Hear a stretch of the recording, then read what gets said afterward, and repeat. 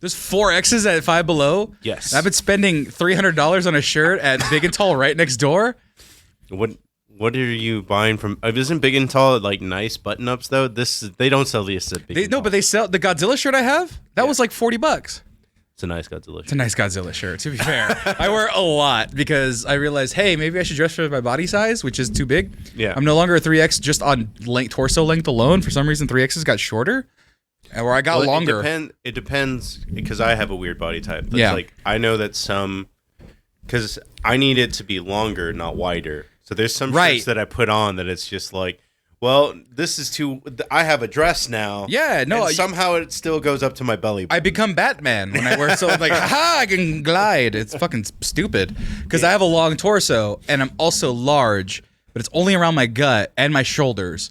So sometimes it'll be like, okay, my shoulders are good. And then it's like, oh, that means if your shoulders are that big, you must be that wide. And so it's just like, oh, God. Like, even this, it rests okay, but, like, I have all this extras here. DJ Lemon said that your shirt looks nice, too, JJ. Thank you. Oh, it's my Mandalorio. It's Boba Fett. He's a Mandalorio. He says he's got the antenna. I know the difference. Learn I bought the lore. this shirt, like, way before there was a Mandalorian. There was only Boba Fett. Oh, and he was still in that fucking pit. Too much shoulder. Fieto fire. I got broad shoulders. That's what he said. Fuck, it's so thick on my broads, quads, and I don't know. Broads, quad. Those are both legs. Whatever. I don't even think broads exist. Yeah, I'm kind of in between sizes too. Yeah. Well, not right now. Right now, I'm a perfect large. Perfect. Yeah, I know. I got hair on my head. No, it's like an eyelash though. It's everywhere. Don't worry about it. No, but it's like a chunk though. Are you one of those people that you just need to pop pimples? No, well, yeah, on myself, not on people though. That's gross. If someone, I did kind of like it when my first girlfriend was like, let me pop these things on the shoulders, back, whatever places, and I was like, oh, cool, because I can't reach them, and I was like, it hurt, but I'm like, cool, but I don't need to do it for other people. No, I'm not, and I barely even like watching the pimple popper videos. I didn't even know those were. I just knew there was weirdos out there. Oh, did you not know? No. There's a guy called Dr. Pimple Popper, and it's literally the videos are just close-ups. I think he has a show on TLC. Yeah, yeah, and like it's like a genre where people go real close up on a ingrown hair or a pimple or a cyst. Usually cysts because they're more pussy, and then they're like they dig and they dig and they dig. Like I kind of watch some of them. Like kind of the same way I watch some of the earwax videos, like the ear blockages, where people just get like a hook and they're just like, it's interesting to me, but I'm not like full fledged. I do get grossed out. Some people find it like extremely fascinating. I don't. Like I just can't help. The part that I find fascinating is like, bro, you couldn't tell like halfway through that blockage that something was up. It's like I'm 31 years old. I guess my left ear hearing's going. It's like, no, you have a wax build. My buddy, a guy I did public access with. Yeah, like 2 years after we stopped doing public access, he's like, yeah, I got an ear irrigation. I can hear it HD now. And I'm like, bro, you couldn't hear the whole time we were working in audio and visual shit? It was interesting. It was fascinating. I mean, until like I've seen that what's it called, the apparatus that people sell that is just like it's a camera that they can hook into your ear. I wasn't really fully aware of how much stuff was in there. Have you cleaned your ears? Yeah, with a camera. Have you? Did you really? Yeah. No, I have a thing. If you always I have like a cut on my inner ear, so I'm always just digging in. I'm always just. You're like, overdoing it. Yeah, probably. I mean, I don't go with Q-tips though. I heard those are bad. I only do those occasionally. They tell you that, but that's from Big Pharma.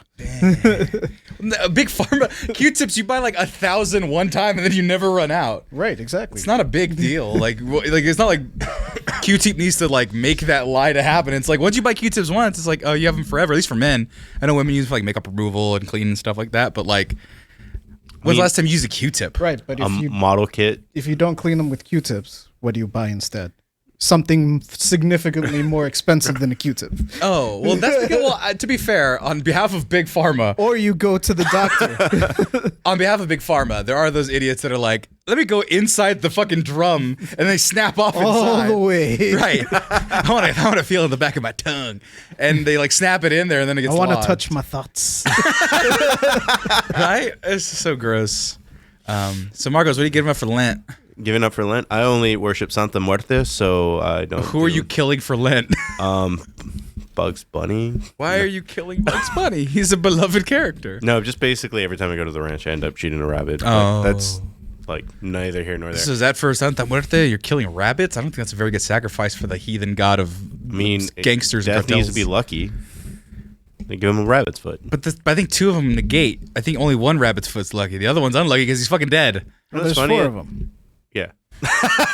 That's 3. It's even less luck. It's odd numbers. No, because they cancel out.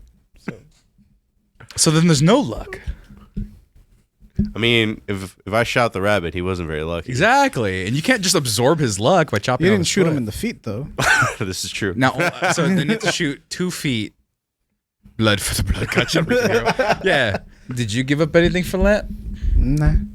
It's okay. You're the only religious one. Oh, you didn't even go to do the ashes. Yeah, because I woke up at like 10:30 yesterday, and I was like, they had mass at 10, and I was like, it's a 30-minute mass. Or 10:15 I woke up, and it was a 30-minute mass, and it's 5 minutes away. I go, what piece of shit would I be if I went to the last 5 minutes of a 30-minute mass just to get the ashes? I mean, most people do that. No, the 30-minute mass is for those assholes. It's like, okay, praise Jesus not in public, but in the private corners. But they of your literally house. like make Catholic Church a drive-through. Yeah, but that's the 30-minute one. The 30-minute one is like, hey, God's good. Remember that? You guys want to come this time? Want to come back? Because we haven't seen a lot of you. It's very full this time of day, and usually it's not this full on Sundays. Please come. Filipi boni belli damalus vobiscus, and then they do the thing. And that's the 30-minute one. That's the we got work to do. You're in a city in South Texas. There wasn't other Catholic churches that you were willing to drive 20 There's minutes. one, like, right Not there. the one right there was the one I was thinking of. And then the next mass was at 6, and I was like,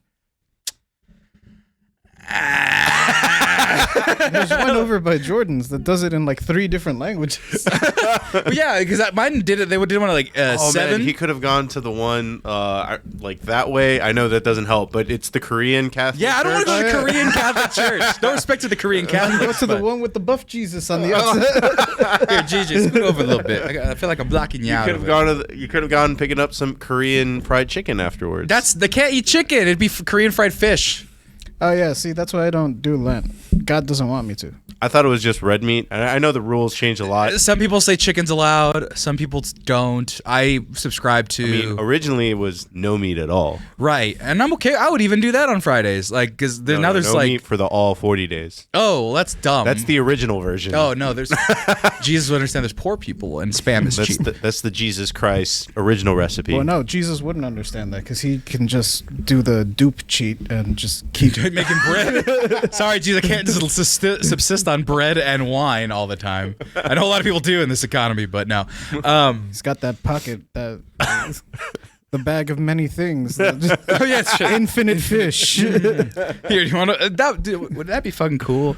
You're just hungry one day and some stranger gives you a fish. You're like, oh man, thanks, dude. And you find out he's crucified like a month later. It's like, oh fuck, that guy was important. I like that guy. I never thought of the what's it called, like the peasant understanding where notes were very slow in getting across. It's Right. Like, oh, the dude that fed me last week. Yeah. Or like even worse, like when you think, not worse, but different, where you look at like didn't Jesus allegedly? Why I say Jesus? I don't know, man. Jesus go to like India and like China. There's like the Chronicles where he goes there for a little bit. What? No. Yeah, there's like a whole thing where like he's a teenager and then boom, he's like 35. Yeah. He goes away. Apparently, I could be misreading or misremembering, but apparently he went east and was like in China and India. He learned kung fu. Right. Well, He's David Carradine.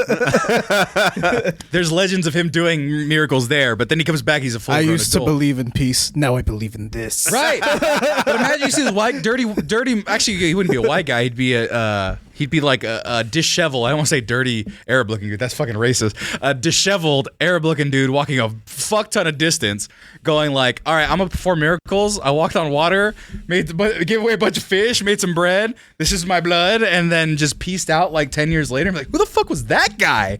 Like, I would like wonder why more Indian folk and Chinese folk didn't believe in Jesus, knowing that he just showed up one day, did a bunch of magic tricks, and left.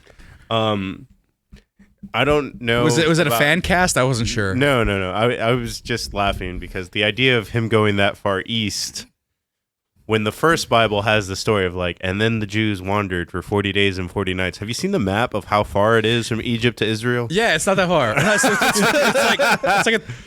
was like a 7-hour walk or something like that. It's something like ridiculous. This has been one of my favorite memes that I always show like super religious people, like not like you that are like good natured, but the Bible beater like. Like no, this is exactly like the way it should be, and it's like, hey, cool. Ricardo for 13 months, real quick, while you do that, Ricardo, hip hop hooray! Thanks, Ricardo, for subscribing. Following Moses for 40 years versus following Alexander the Great for 11. Oh my God! Oh Jesus, literally. But no, I'm already on a health kick, so like no sodas and stuff like that wouldn't be very. This was bad at directions. I can't even do like no soda, no things like that because I'm already taking out a lot of bad things of my life, and so mine is sleep because you can do also pro things that make you more holy, and literally my Lent is get 8 hours of sleep. Closer to death, just more sleep. More sleep. I have to. No, it is a good thing. It's like so stupid, but like if I have to Catholic guilt myself into getting a better sleep schedule, which is like the last bastion of like my self-improvement journey, which is like literally weight loss, I'm proving I can do it, but sleep, I fucking have not been able to do that one. So maybe the mystery is sleep all along. Yes, if you lose sleep, your cortisol levels will go down. It'll be easier to lose weight. Your stress will go down. I have no cortisol if that's the case. Probably, yeah. I know your sleep schedule. There's literally been times that I wake up for the gym that it's like, oh, Sam's still awake. Yeah. I like Savage Mandy, melatonin for Jesus. Fucking Andrew Wilson have enough guilt, thanks. Yeah, dude. I'm not terribly Catholic. I'm just I do it because it's a good practice. Like it's like give up something for 40 days. It's like, yeah, I could probably do that. Anything, whether it be soda. It used to be soda. It was what I've done. Ketchup when I was a little kid. I used to love ketchup. Literally drinking my first soda of the year today. Yeah, like I've had a couple sodas. I don't normally do sodas. I just felt like having a ginger ale. I had a Sprite Zero yesterday because they had 0 calories, and I was like, "Oh, I can have these, but not like a lot." Oh, a Sprite Zero? Yeah. Oh, that's what my sister drinks. Yeah, I was like, "Oh, cool," but I don't do sodas no more. Last week I fucked up, and even today I fucked up with bread. Sammy needs to give up going to Disney. On the bright spot, there's not a Disney trip on the horizon. No, we're going to another goddamn place. All right, it's either between New Orleans or New York, and she want to go to Vegas, but like, who wants to go to Vegas with their girlfriend? I mean, like classic, like I've only done real Vegas once, and I was 21 on my brother's bachelor party. That's where you go to get married. Yeah, I'm not gonna. Oh, she's trying to trap me. Is that what's happening? Yes. Oh, what a ruse! Because she's a bookish type. She reads books and like watches films, and like I was like, maybe we can go see a show. I'd like to go see a show in Vegas. She didn't even think of that. She was like, oh, we could go see things. And she was real vague. I was like, oh shit. Marcos, you might have saved me. Don't get me wrong, I love the girl, but damn, I'm not trying to get married. You don't want to get drunk and then drive through the chapel at 3 a.m. Don't say no. Like playing Bruno Mars. I think I want to marry you. No, I don't want to do that. I mean, you could have gotten Bruno Mars to marry you. Oh, he is. Yeah, he has a residency there. Yeah. Okay, only if Bruno Mars marries me. If I see him on the strip. Fast. Hey, I'm a very New Orleans. My vote, Rico Hero. He put a bunch of bits on there. Elvis could marry you. New Orleans is great. It's just gonna be July and hot as balls and humid. But she would like all the spooky shit, like all the things you mentioned. Yeah, the Museum of Death. The spooky witches. And she would dig all of that. And Disneyland has a fake New Orleans, so she'd kind of know her way around. I don't think that's how that works. It's kind of how it works. Well, it would be the thing I thought, where if you look up like New Orleans Square in Disneyland, if you would for me. Yeah. They have like wrought iron balconies and brick and stuff. And it's called New Orleans Square. It looks like New Orleans. And then when I got on Bourbon Street, I walked down a certain path and I was like, oh, it's like Disneyland. But then I saw the door open and there's a person living in one of the houses. And I was like, these are like double doors, mind you. And I was like, what the fuck? People live in these houses? Yeah, so that's New Orleans Square. Yeah, bro, that's too clean. There's not enough homeless people. Right, there's not gutter hot dogs and that sidewalk's too even. Yeah. Right. Yeah, so New Orleans is up there. And then New York I really want to go back to. New York was like that end of fall 2017 was one of like the best times of my life. Speaking of Bruno Mars, went to New York, did a show. The following weekend, saw Bruno Mars. The next day, went to Disneyland. That was like the greatest 2-weekend sprint I've ever done. It was fucking great. I was like a fucking god, and then everything collapsed. It's was awful it right? now. No, it was. Oh, something collapsed. When you say that, I think COVID. I'm like, that's not. Oh no, I was with my girlfriend. That's not the timeline. No, I was with my ex-girlfriend before she got more crazier. Like she was cool those trips, and then afterwards something happened. Blaskowitz, there is a good chance that we might go together, we might go separate, but I also have a New York trip on the timeline coming up. If I come to If I come to Florida, what? If you go to NYC, I will do your. I'll do your wedding photos for free. DJ Lemon said. Oh, sweet. No, I don't want Florida. Fuck Florida. I'm on Florida boycott. Sorry, Key. No, Key doesn't live there. He's in Boston. Tight. Let's see. Have I seen? Why are you on Florida boycott? Fuck Florida. Fuck DeSantis. I ain't giving him a fucking dime. Fuck that guy. You're not giving him a dime. No, I'm gonna murder him, and I can't go there now because they're gonna think the FBI probably hearing this and be like he's gonna murder him. I just don't like the motherfucker. I don't want to be under his jurisdiction. So when he gets elected president, are you leaving the country? I am going to. Probably. I'd consider it. No, don't do that. That's un-American. Storm the Capitol. Yeah, there you go. Storm the Capitol. No, I'm gonna go to Florida, steal things. Okay, no. I like that approach. No, New York. Just coming back from Florida with the gator and the welcome to Florida sign. No, New York. I want to go to New York because one, Oz is there, a friend of ours, like the most New York dude ever. Tim's and everything, like 6'7", awesome. But then I have a friend named Angie who. She lived in Japan for like 7 years or something like that, and over there became a Japanese like mini mart influencer. Like she worked for like a mini mart and got their TikTok popping, and so she traveled and did a whole bunch of stuff. Now she's kind of doing that in New York, so she'd be able to show me all like the good Japanese restaurants, all the cool undercover spots. She does that like kind of like a side gig / fun. And I'm like, are you kidding me? I can have a TikTok influencer show me all the cool shit in New York that I didn't the last time where the locals showed me everything? Bet. Fucking bet. So I kind of want to go. My vote has been kind of New York. I don't care how hot it is. It's fine. I mean, it'll be cooler than here for sure. Oh, and I went to Disney World Orlando. My girl wants to go to Disney World. I gotta convince her not, but she wants to go. So you're gonna go to Disney World? Probably.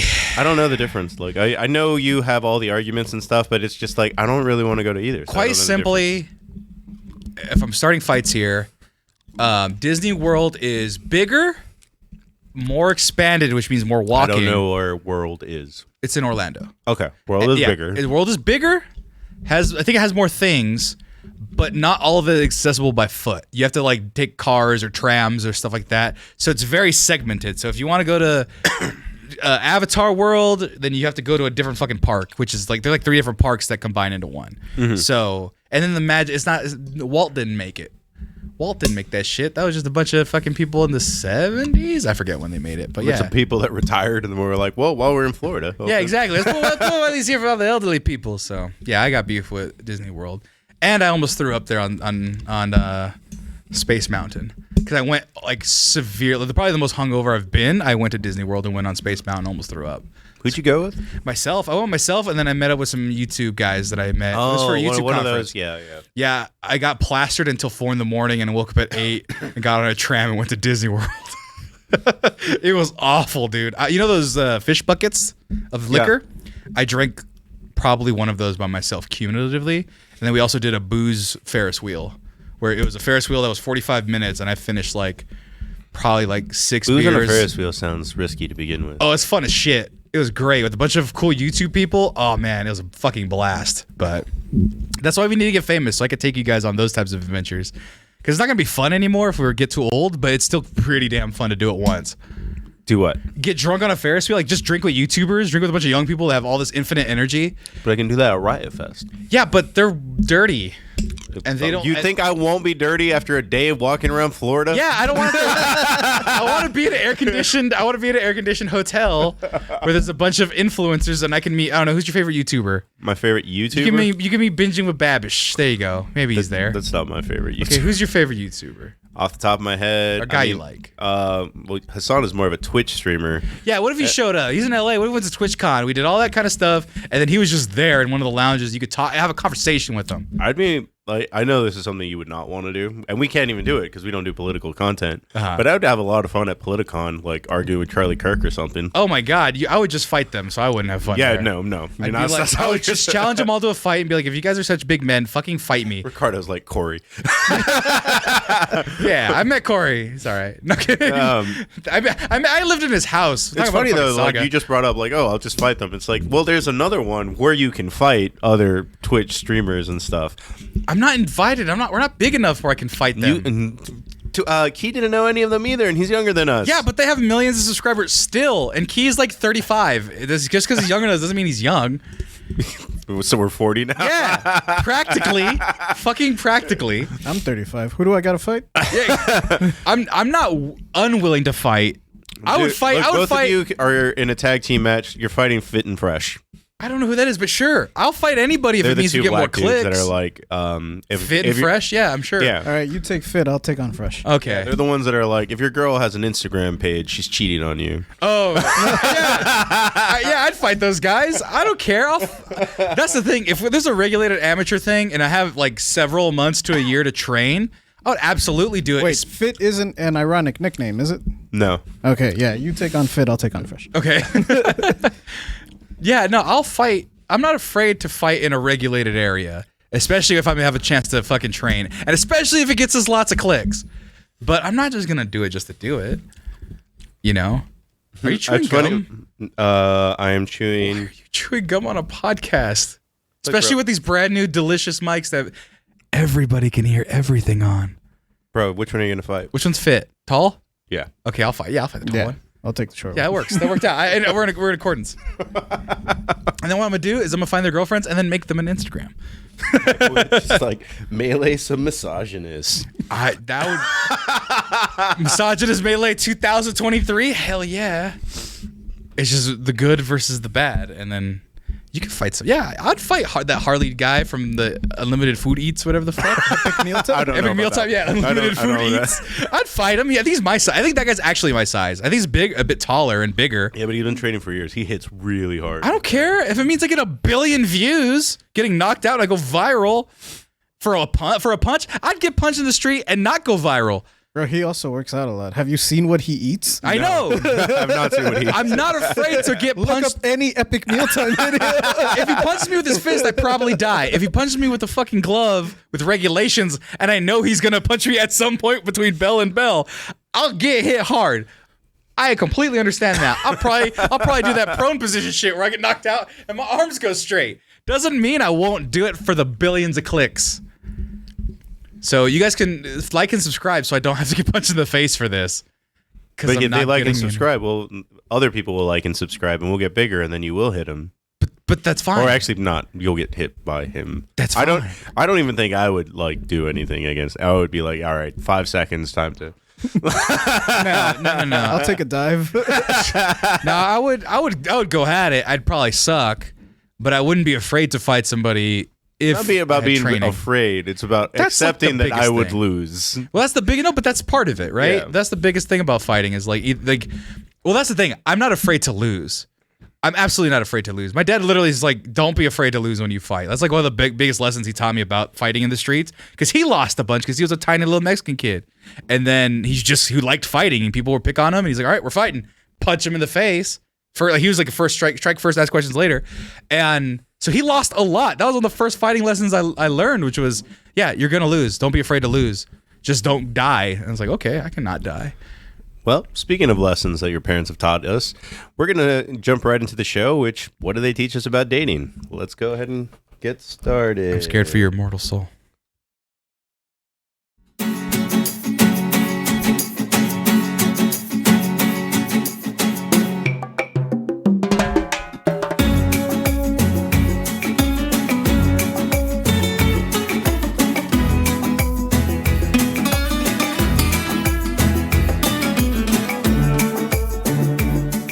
Good evening, ladies and gentlemen. Welcome to the O Menos Mexicanos podcast. My name is Marcos Lira. I will be your host here today, but I am not alone. Across from me, staring at the bunny, we got... He's a bad bunny. I'm JJ. Are we doing our Spanish names? Because my name is Samuel Gonzalez. Well, I mean, we just couldn't help. I couldn't help myself. The music. Yeah, yeah.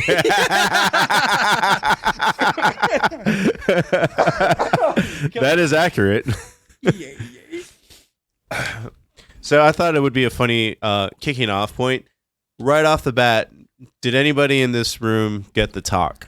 Nope. Briefly. As far as I never got the talk either. as far as my dad's concerned, he believes I still believe in the story. Well, since you're the only one that got it. So, well, I know both story. I know both talks. No, not the talk about dating, Frisco. The talk that's like, so the birds and the bees. The birds and the bees. Like, I'd seen that in commercials and cartoons for forever. Right. Never got the actual, like... Talk. You know, and quite frankly, I barely know the metaphor of birds and bees. Like, I barely get it. Like, why those are fertility.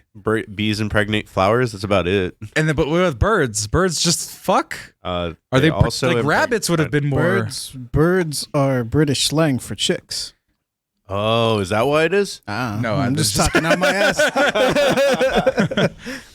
No, so... My mom had me when I was 16. No need for the talk. Oh, no. So my mom's was the briefest, and this was my sister who actually commented on her Instagram. Yeah. You saw her sage wisdom. Yeah. Apparently this was her talk. So for the audio listeners, from my palm is facing upwards from my waist. She goes, okay. And then from the waist down, not okay.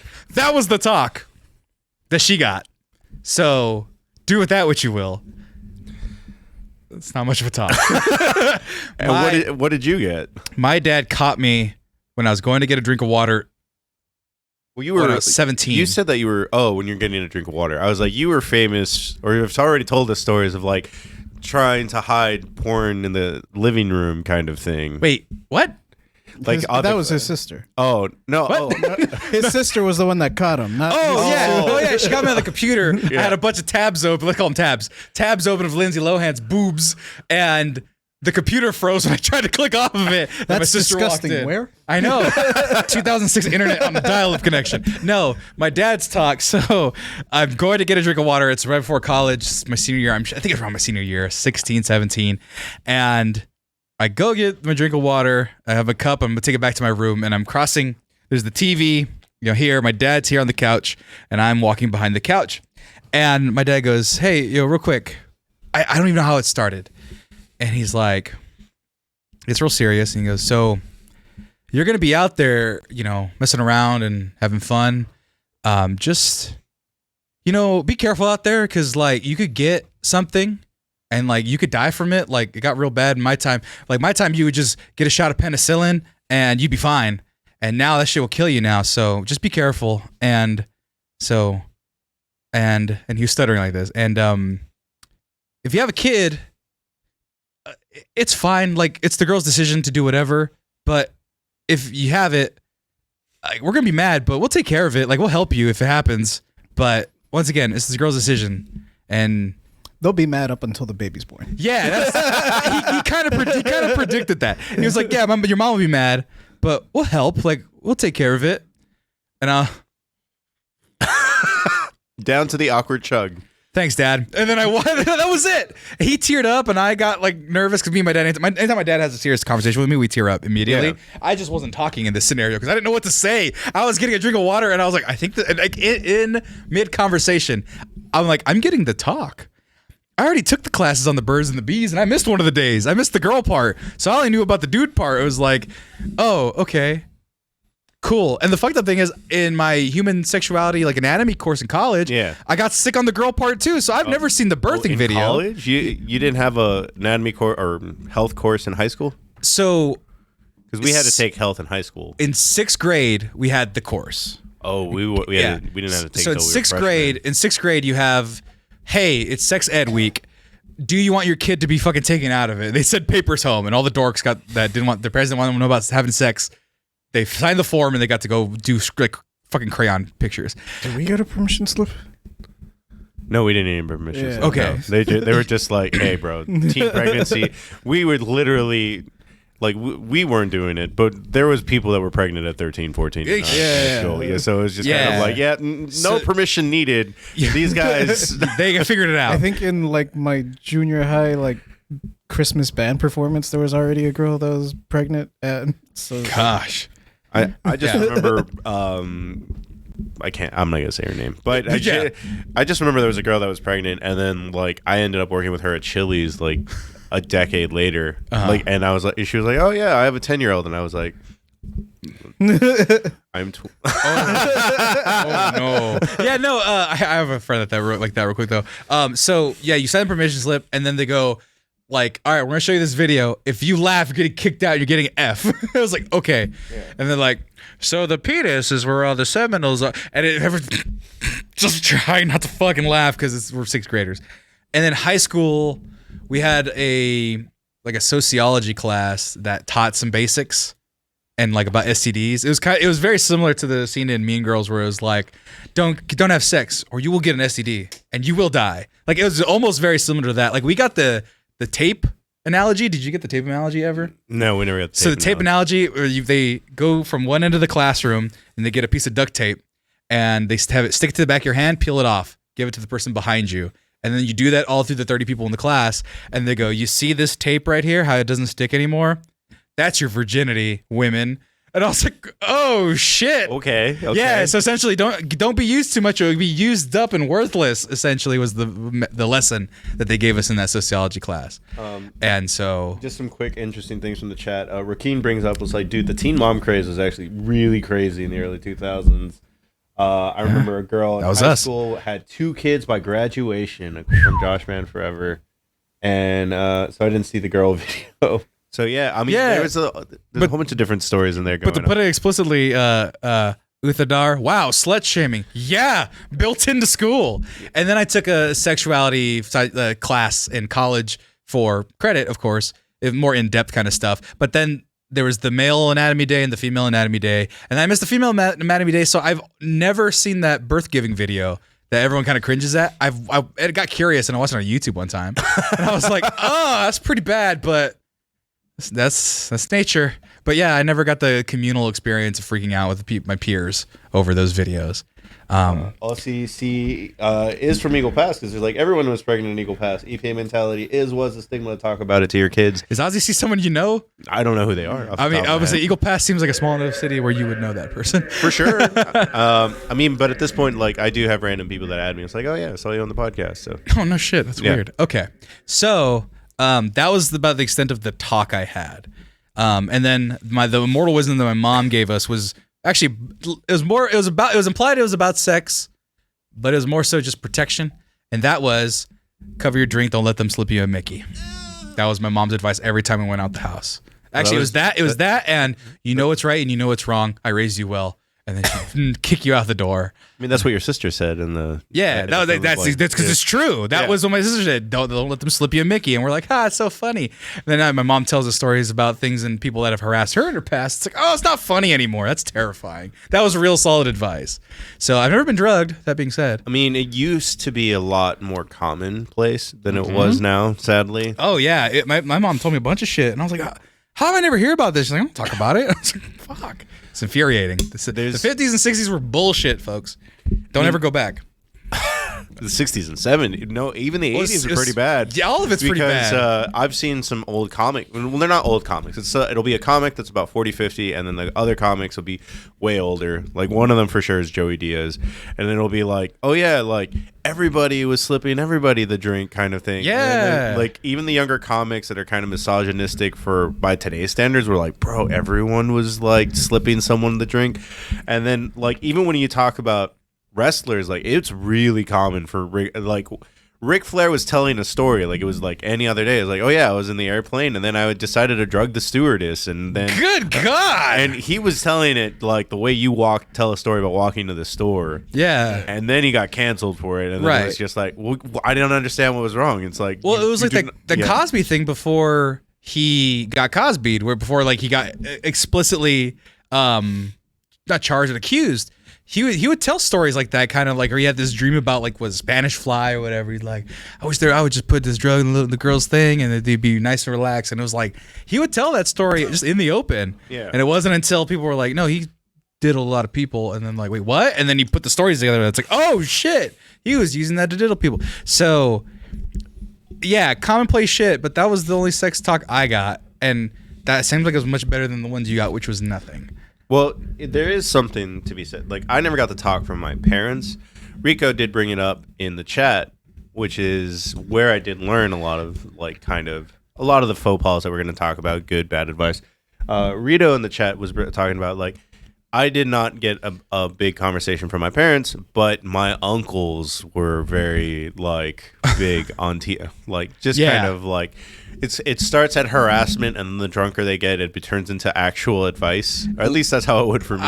Yeah, my uncles weren't like that. They were goofballs. They didn't do like our family was weirdly puritanical in that way, where they didn't talk about sex a lot, or joke about it a lot. Really, at least not in front of us. Yeah. And to my knowledge, not to me, not to anybody I know in my family, they weren't touchy weirdos. Like, you know, like there's the creepy uncles. Like, I have no creepy uncles. No, I have no creepy uncles. So it's like, thank God. Because I hear it's more common than one thinks. And it's like, okay, yeah, none of them. Like, did anybody touch me inappropriately? Nope. Okay, cool. I'm good. Dimitri Alexander got it from his older brother. Tina Uchia, I had to get it from a doctor. Wait, I asked my doctor about, the sex. The talk. Yeah. I mean, that's the best place to get it, honestly. It's like, so how does sex work? How much time you got? Yeah, but the fact that I don't like the way you answered that, Doc. What are you trying to imply?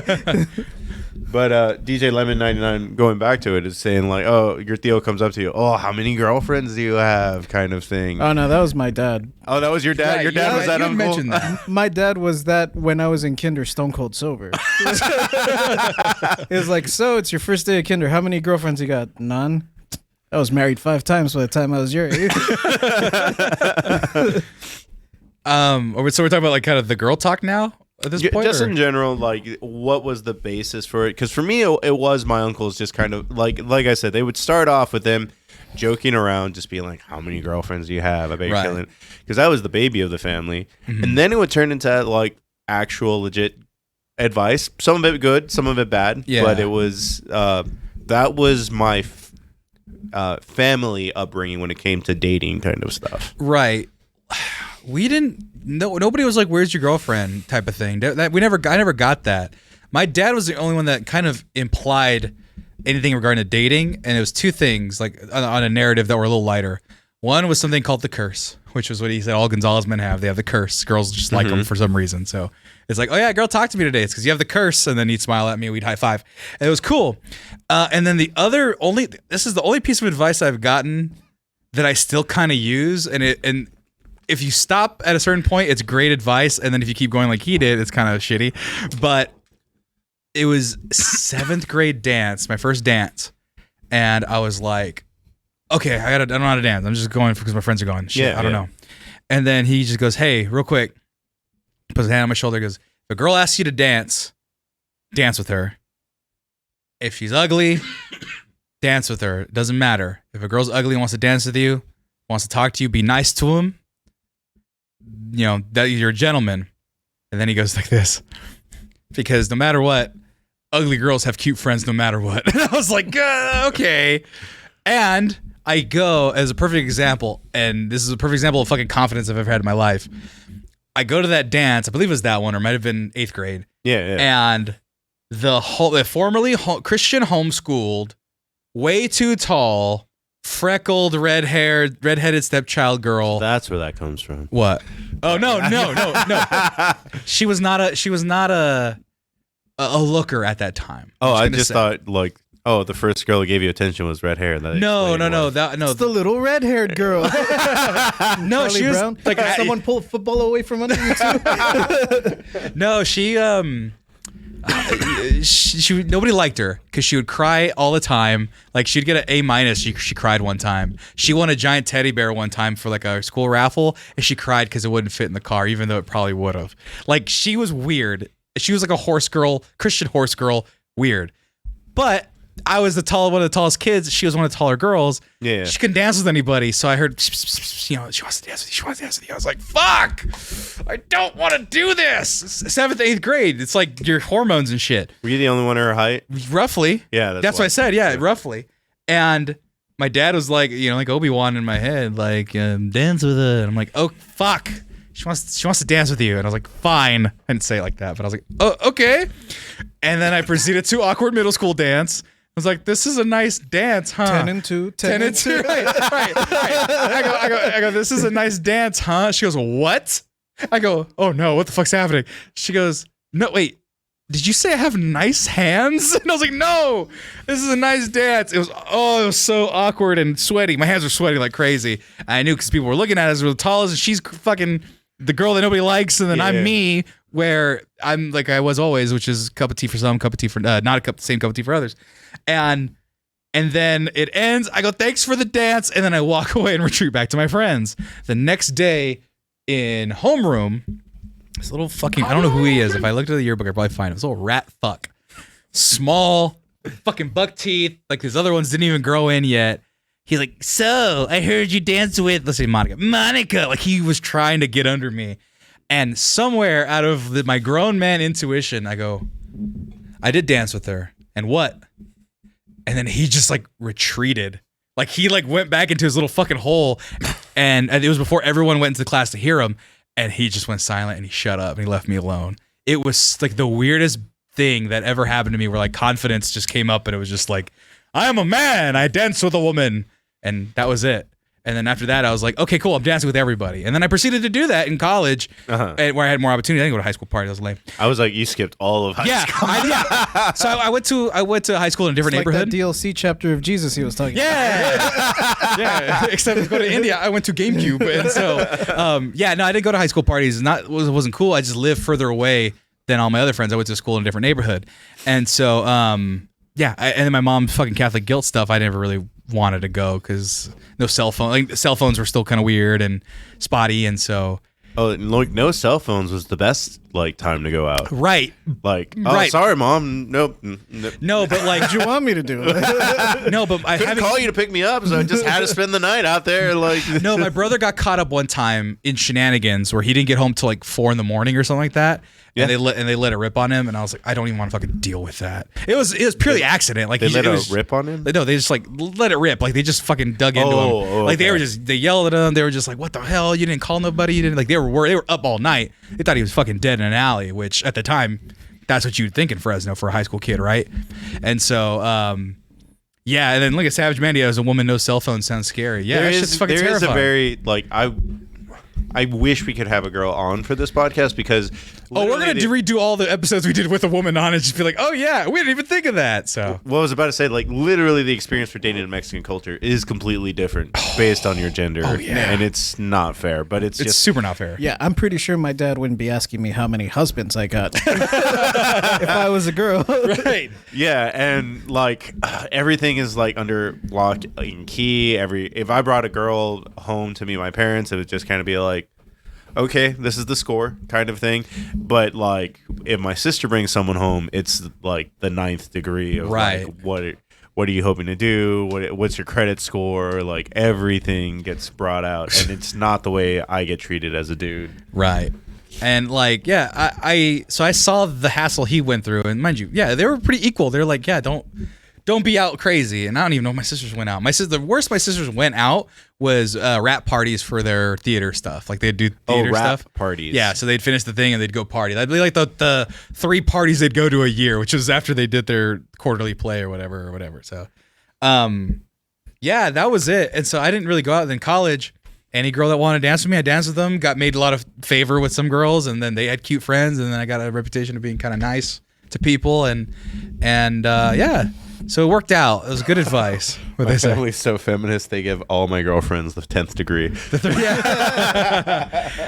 Yeah, we talk about stuff now, but that was really the only advice I got, which, needless to say, I had no game. I didn't have a girlfriend until like the last week of college. So like I just had no frame of reference. It was like, be nice. Done. Nothing after that. Nothing. They and there didn't was define girls. being nice? Huh? They didn't define No, being nice? it was that's what it was. It was be nice to every girl. And I was like, okay, I can do that. It's pretty simple, straightforward. And then like, you know how you need some like confidence or like closing ability? Yeah. Or like implication like, hey, we're going to get busy or I want to touch mouths with you. I got none of that. I wouldn't phrase it like that, but okay. Yeah. I think that was the problem I'd be like, hey girl, I want to touch mouths with you. And they'd freak out. Yeah, so I didn't know how to. There was that closing area between sex and companionship, and where friends are, and like it's less about friend zone. Fabled friend zone. No, it's less about friend zone because none of my uncle's advice ever covered the friend zone. But right, because I was just their friend in their eyes. It was not even a friend zone. It was just I was their friend. And I never made any advancement because I was too hesitant, didn't want to make things awkward, didn't have any confidence in myself. The funny thing is. The fucking stupid thing is I'll go on Facebook memories or Facebook memories will pop up. Yeah. And they'll be like, 10 years ago, it's like the hottest fucking girl. Hey, Sam, I missed you at study holiday. Where were you? And I'm like, home. Like just completely fucking up on Main Street. It's awful. I fucking hated it. I'm laughing at Bug Weasel's talk to girls. Question mark. Sex. Step one. Right. I was in that question mark for a long time. Well, for a long time. Just to take it back to stay on topic Yeah. Mexican culture, because Tina Uchia brought something up, which is what when my uncles had taught me. So they did kind of describe being nice, which was open the doors for the girl. Oh yeah, standard stuff. She says have to use the house phone. I didn't do that one. Okay. I was never like, So they could hear in but I on the did know conversation. a lot of the other chivalry things, like, and I still do it to this day. Oh yeah. Walk on the outside. Of the That one was road. less important, but I learned that was a thing, and I was like, oh, okay, fine, it's not. I mean, my parents were straight from the ranch. Like literally, like my grandma probably almost died from a stray horse cart. Right. Okay. Right, I just didn't know about that one, but yeah, opening doors, walking out your grandma, things like real basics. I got the works. I got pretty good gentlemanly etiquettes. I mean, because it came from my uncles who were raised by my grandpa, everything was straight old school. Yeah, same thing. Like my grandpa had to ask my grandma's dad if he can take her out on a date, kind of thing, because that was old school courtship in the Mexican Monterrey of 1920s. Not cavalry. It's chivalry. You can be chivalrous and a part of the cavalry, but that's not the same thing. Cavalry. I think you would have to be. Isn't most of chivalry like fighting stuff? Yes. Yeah. Most of it is knife and sword fighting and techniques. That was one of my favorite memes of. I read up on a lot of chivalry. Didn't actually talk much about dating, but now I stab my date with the joust on a joust. That was with the broadsword. Yeah, with the broadsword. But yeah, no, they still taught me a lot of things. And the only part where I've run into issues, and I kind of see it as a good thing, is. And you said you had a similar case where I like to pay for most dates. Oh yeah. Yeah. I don't even know if that was taught. I think it was just part of the assumed. chivalry thing. It's like you're the man, you need to pay. Right. It was assumed, and I take umbrage with people that don't want to, like fight for not wanting to, like the guys who are like, oh, this girl asked me on a date, I don't want to pay for dinner. Like I have been completely on board with splitting. Like a girl wants to split, they don't want to feel like it's too much for me or whatever.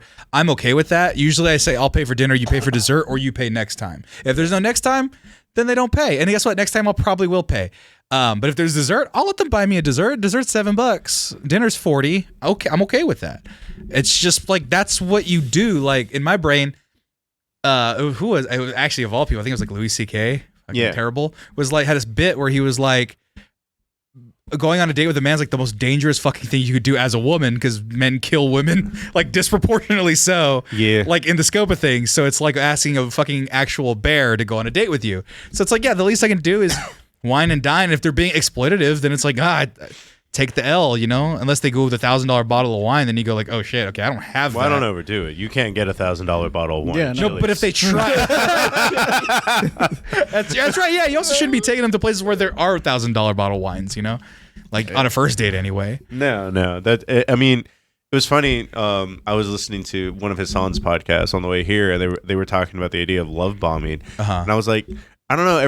There is the idea of like I'm going to shower someone like with affection, right? But I did think that it was like I don't know, like paying for the first couple of days. I thought that's just like normal etiquette. See, if someone said that was love bombing, I'd be fucking furious. Because I'd be like, wait, no, that's just called doing what you're supposed to do as a dude, right? As a chivalry or whatever, right? You could call it outdated. It's still fucking nice to buy someone dinner a couple times.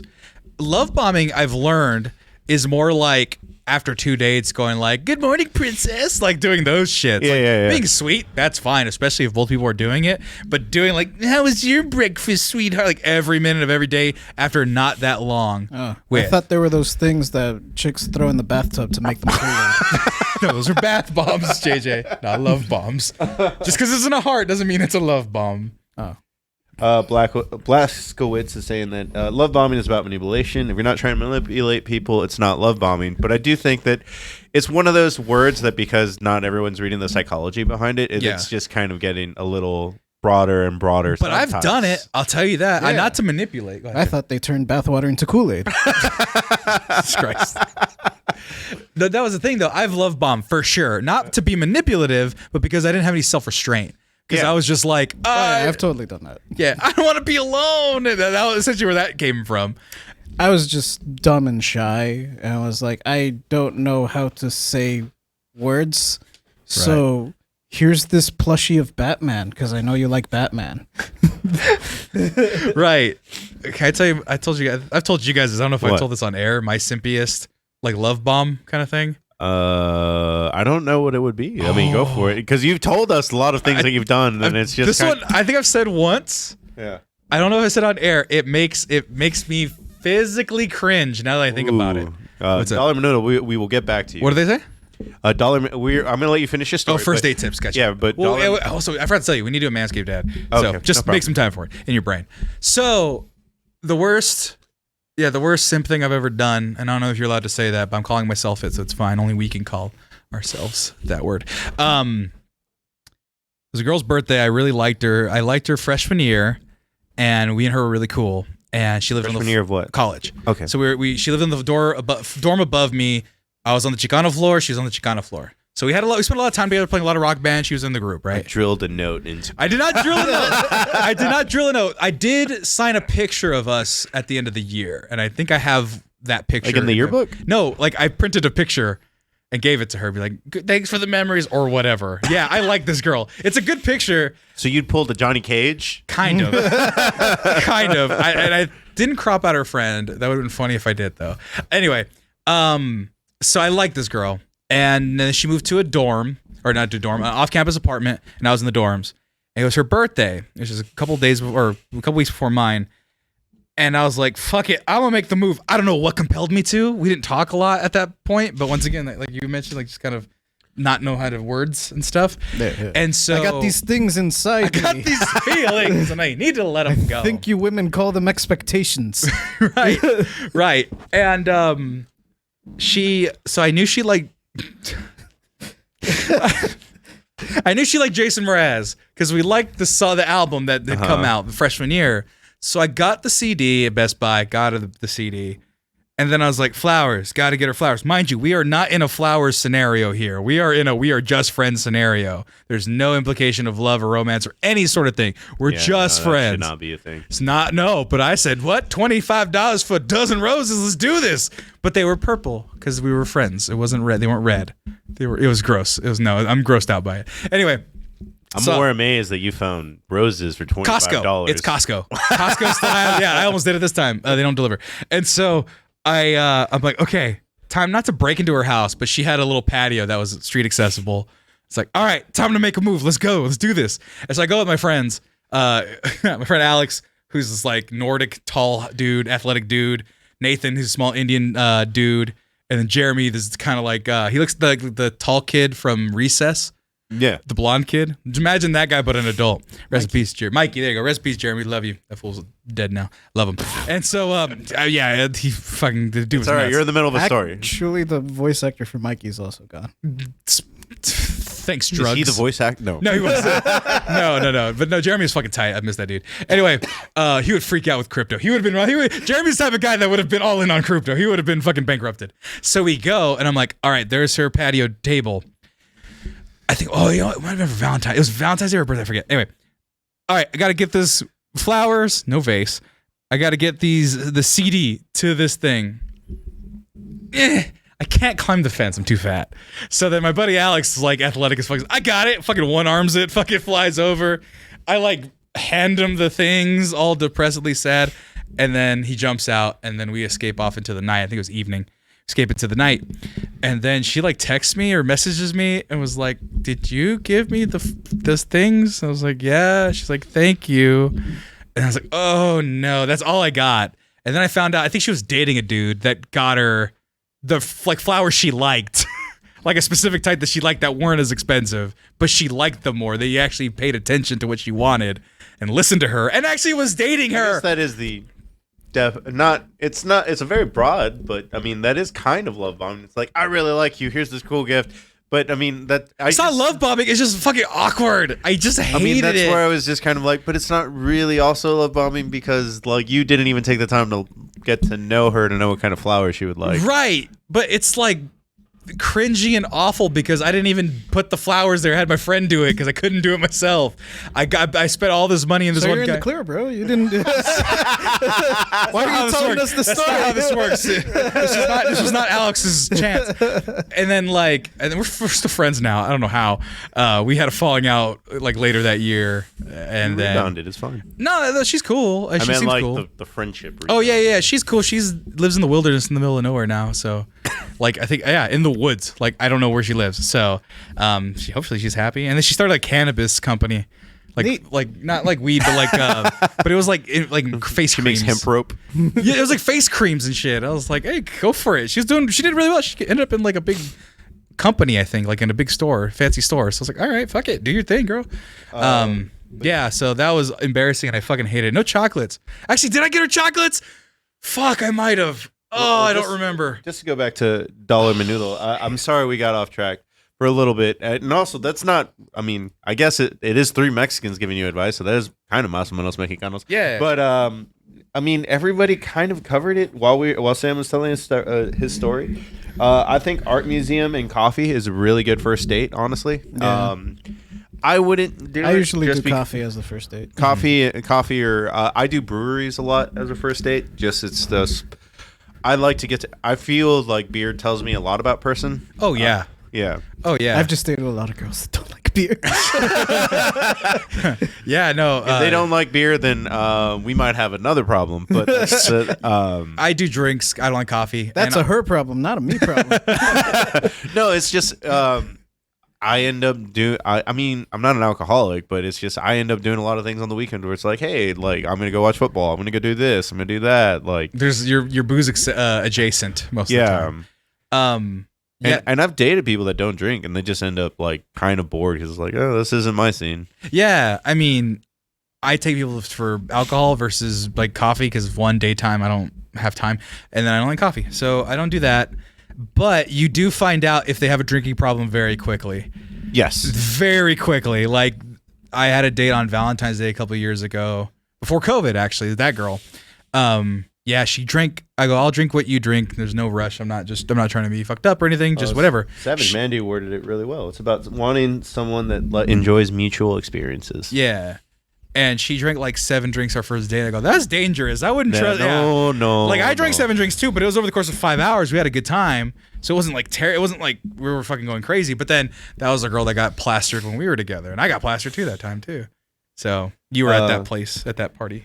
Rakeem brought up movies. I hate movies as a first date just because you're not going to learn anything about the person. Right. In a movie, it's in black and white. Tons of if you're into each other, also tons of sexual tension that can't be expelled.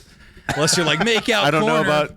There's much sexual tension on a first date. Oh, that's what I'm saying. But like, unless you like, we went to dinner and a movie, and also, dinner was great. Like, what, cocaine bear? Yeah, right. I mean, that's the other thing. It's like I probably haven't seen a good romantic movie in like at all in theaters in forever. Let alone the last good one I saw was probably Crazy Rich Asians, and it's like, okay, cool. Like, do you want to go see the new Marvel movie? Like, that's not a date movie. That's not a date movie. Yeah, I haven't been on. Want to go see Top Gun with me? Yeah, I haven't been on a first date in a minute.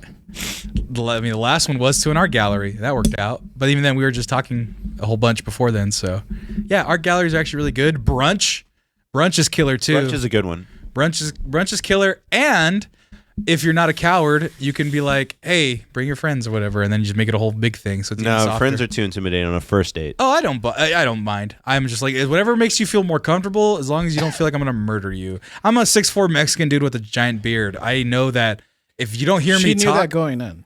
Yeah, I guess so. Yeah, but if you don't hear me talk and I could just come out fucking loco and shit, then I could see where that's a concern. I agree with Savage and Mandy that friends are a second date thing. But on the note of what Tina said about doing something active, I do like the idea of like, I've had a first date that's like bowling. Yeah. I haven't done it here, but the idea of going axe throwing for a first date would probably be dope. Oh, see, I thought like hiking. Like something active, or it's like the other. I don't want a girl on the first date here. How you doing? Okay. All right, I got this 4-mile jog over to the food trucks on Zilker. I've accidentally been the dude that did the opposite because I'm in pretty good shape. So I invited someone to a hike, but it was only like Mount Bonnell, and it's uphill all the way, right? But it's about 100 meters, so it's not the worst, right? Yeah. But yeah, I was like, hey, do you want to go see the scenic site at Mount Bonnell? And then they were like, sure. Halfway up it, they tried their best to hide it. We're gonna make base camp here. Base camp. I'm gonna try for the summit in the morning. I'll see. Oh my god, I've been fat. I've never been that fat. Holy shit. I was like, 100. How far is 100 meters? 3 football fields. So it's like, yeah, that's walking uphill. Yeah, it's tough, but I could do that now. Good God. Base camp? As a fat person, anything with a mount in the title ain't a good choice. Hiking is bad because they can picture what I sound like on top of them. Bug weasel.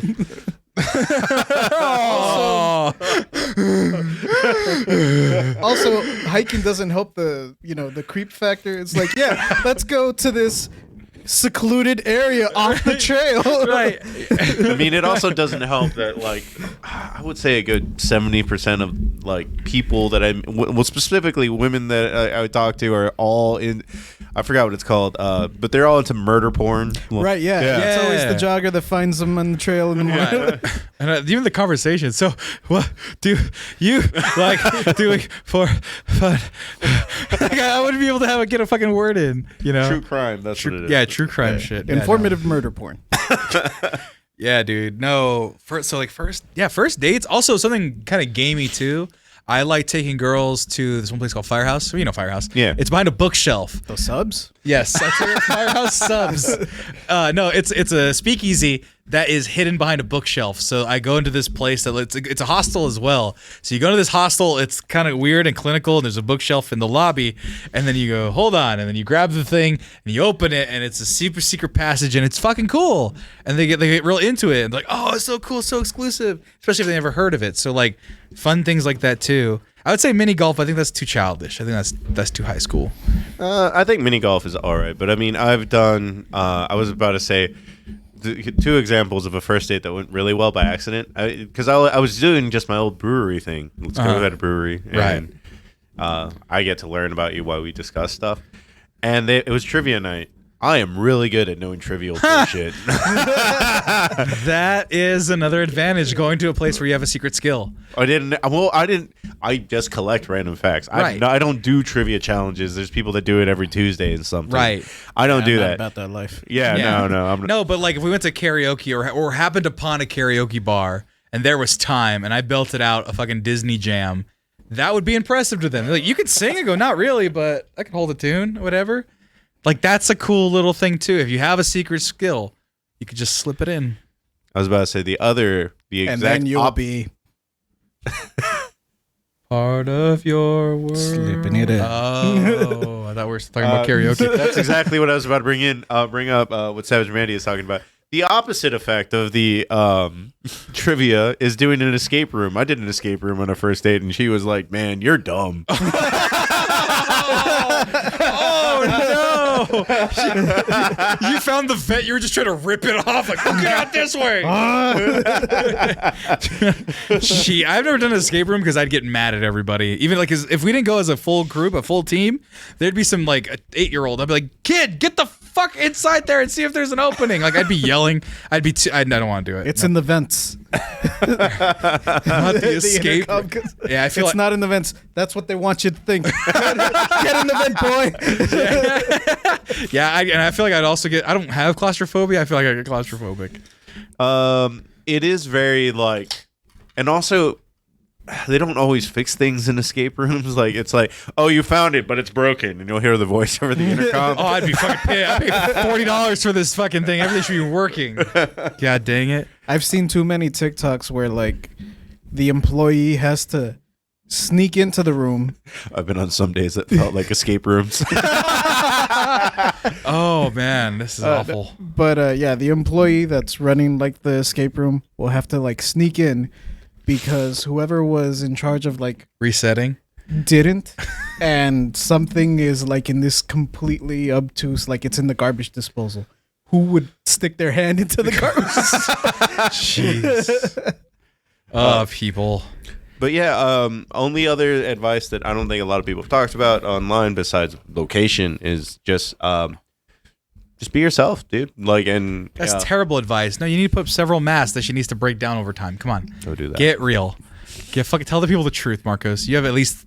They don't call you Marcos on first dates. They call you Senor. I don't know. Where are you going with this? Hortensio. You have a fucking pseudonym, is what I'm saying. I have never You go by made Senor pseudonym. Hortensio, and then when they get to know you, like, actually, my name's Marcos, and I talk like this. Well, anyway, back to normal. You've never done that? You've never No. had a fake name? No, I've never. Have you ever done used a fake name while going out? No, I have. It's fun. I'm not creative enough to keep going with it. You're very like ad-libbing, yes. And I'm just bored. I was like, my name's Rodrigo. That's my fake name for most things is Rodrigo. I don't know why. Sounds fun. But I don't know. Other dating advice that people don't give though. Well, it's just all a matter of like. Sasha Fierce. It Shut up. sounds like I'm being like a downer, like, but it just is just kind of like whatever you're feeling, like don't have any expectations. And I'm not trying to make it like a weird thing. I just mean that it's just like whatever's gonna happen. Like just go in and enjoy and get to know the other person. That was the thing that it took me a while to learn, because even to this day I still get nervous, like to an extreme degree on first dates. Mm-hmm. Yeah. And so when I get like that, my brain's just like silence, bad. Don't let it linger. Yeah. And I'll always like try to make a quip or throw out a random like, oh hey, did you know? By the way, this blah right. blah blah is like. Don't be scared to let the silence linger for a little bit. Just let the conversation flow naturally. Right. That's the thing. I've always been good at first dates, and then second, and then third, and then then the question mark happens, right? Mm-hmm. This is one piece of advice that I wish there was a better way to put it. I was dating in your 30s. Oh, I once again Instagram. No, It's still question marks. still in the question mark phase. God, and this is mostly for younger dudes, and I don't even know if it applies. I think education and stuff have gotten better. So people would say to me, don't put the pussy on a pedestal. That's what they would say. Like that was another piece of dude advice that's wrong, right? I think it's wrong, but there's a more finesse way of saying that. I was about to say, like, I think it's right, but I don't think it should be worded that way. Right? No, because even that part is incorrect. Like, that's crude, right? But there's a thing. I think there's a thing where. But I think the right way to say it is don't put anybody on a pedestal, and then it's not sexist or anything. And because it's more important if it's just like I don't want it to be sexist. That was the point. Yeah, but it's not even about that. Like even if you're a woman dating a dude, don't put a dude on a pedestal. At the end of the day, it should just be about like I'm a person, you're a person. We're going to connect or we're not going to connect, and that should be the end of the day. Yeah, I think that's what, and that is, and also don't take anything so personally. I think that's the other thing. That's I think that's the gist of it. Don't put anybody on a pedestal, and then don't take things so personally. I take everything personally. At least I used to, where every slight was a slight. Couldn't you dress up a little bit? What's the matter? You don't like my bags? No, I do put a book. That is one of the only things that I do on first dates, that I do dress up a little bit. Oh yeah, you got to put a collar on. Fuck. Yeah. Sorry, that's gonna be my old man thing where there'll be guys going on dates, or my son will want to go on a first date or whatever, and he'll be wearing a t-shirt. I'm like, put on a fucking collar. Fuck, like a polo or a button-up, anything with a collar. Jesus. Like that, yeah, that, and strangely enough, closed-toed shoes. Wear fucking closed-toed shoes, you I don't hippies. think that's a thing. Are kids still wearing Crocs? Not Crocs, sandals and stuff. Some people wear sandals all the time. It's more of a California Crocs thing. are like a third date thing. Don't bust out the Crocs until. Also, be nice to wait staff. Period. Not even for dates. Just be nice to wait staff. But that's like the number one thing. If you're mean to fucking wait staff or you're holier than thou, and then also don't listen to those fucking pickup artist guys. Listen to us. Because we actually go on dates and have people that like us, as opposed to those assholes Also, who major manipulate. red flag, if you go to a bar and she knows, like, the entire staff, run. So, yeah, don't do that. Always tip for sure. You should always tip. Yeah. But yeah, I honestly think that just the non-sexist way of putting it is just being like, hey, just because I think everyone overthinks dating at this point. Absolutely. Yeah. Oh my God, I overthink everything, and now I don't overthink romance.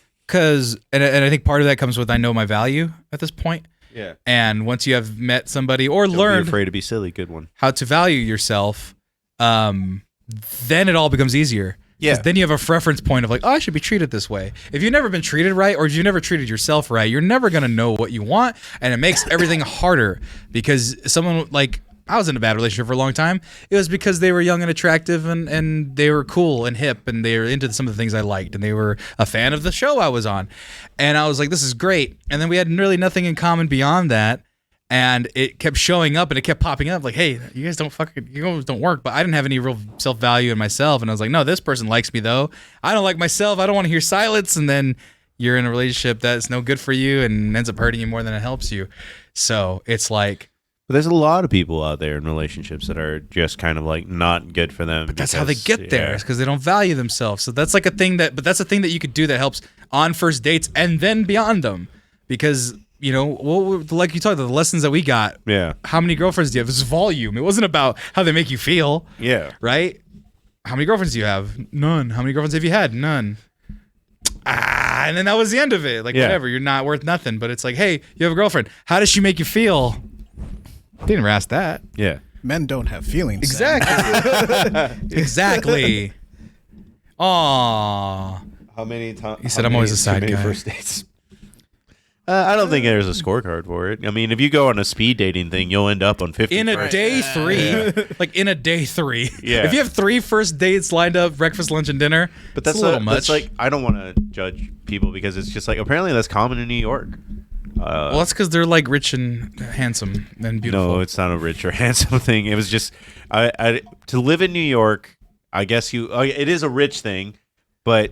Sorry, go ahead and continue your point. I don't want to interrupt, but then read the comment that was just posted. Girls are just kind of sick of dating a lot of man children, so they're speed running to try to find the right one. Right, but at the same time, if you're speed running, then you're not doing the right things. That's the meta right now. You need to have like multiple characters.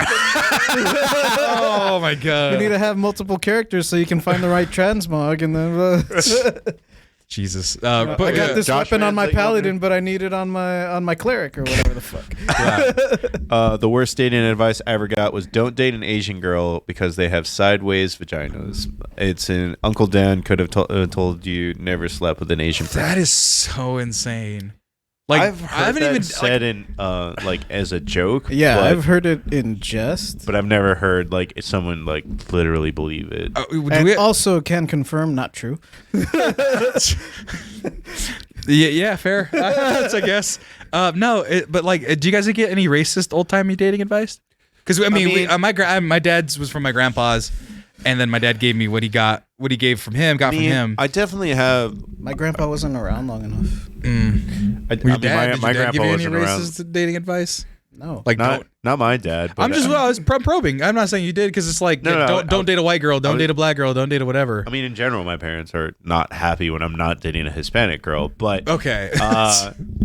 but they're okay with white.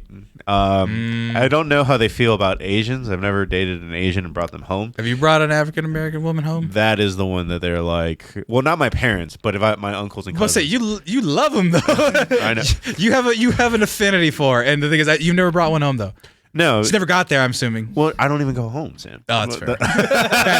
that's fair. But in general, I was going to say that like that was the one when you were saying, did your parents or grandparents tell you anything racist? It was like, well, not my parents, but the Theos that we were talking about would have definitely said something racist. I had a relative of mine say some sideways shit to my brother's ex-wife, who was African. And yeah, it caused a lot of beef with the family. Like my dad was like, "Yo, forget that dude. Like, how dare you say something about my kid, let alone my kid's wife?" So yeah, it was like. Luckily, my parents, we lucked out there.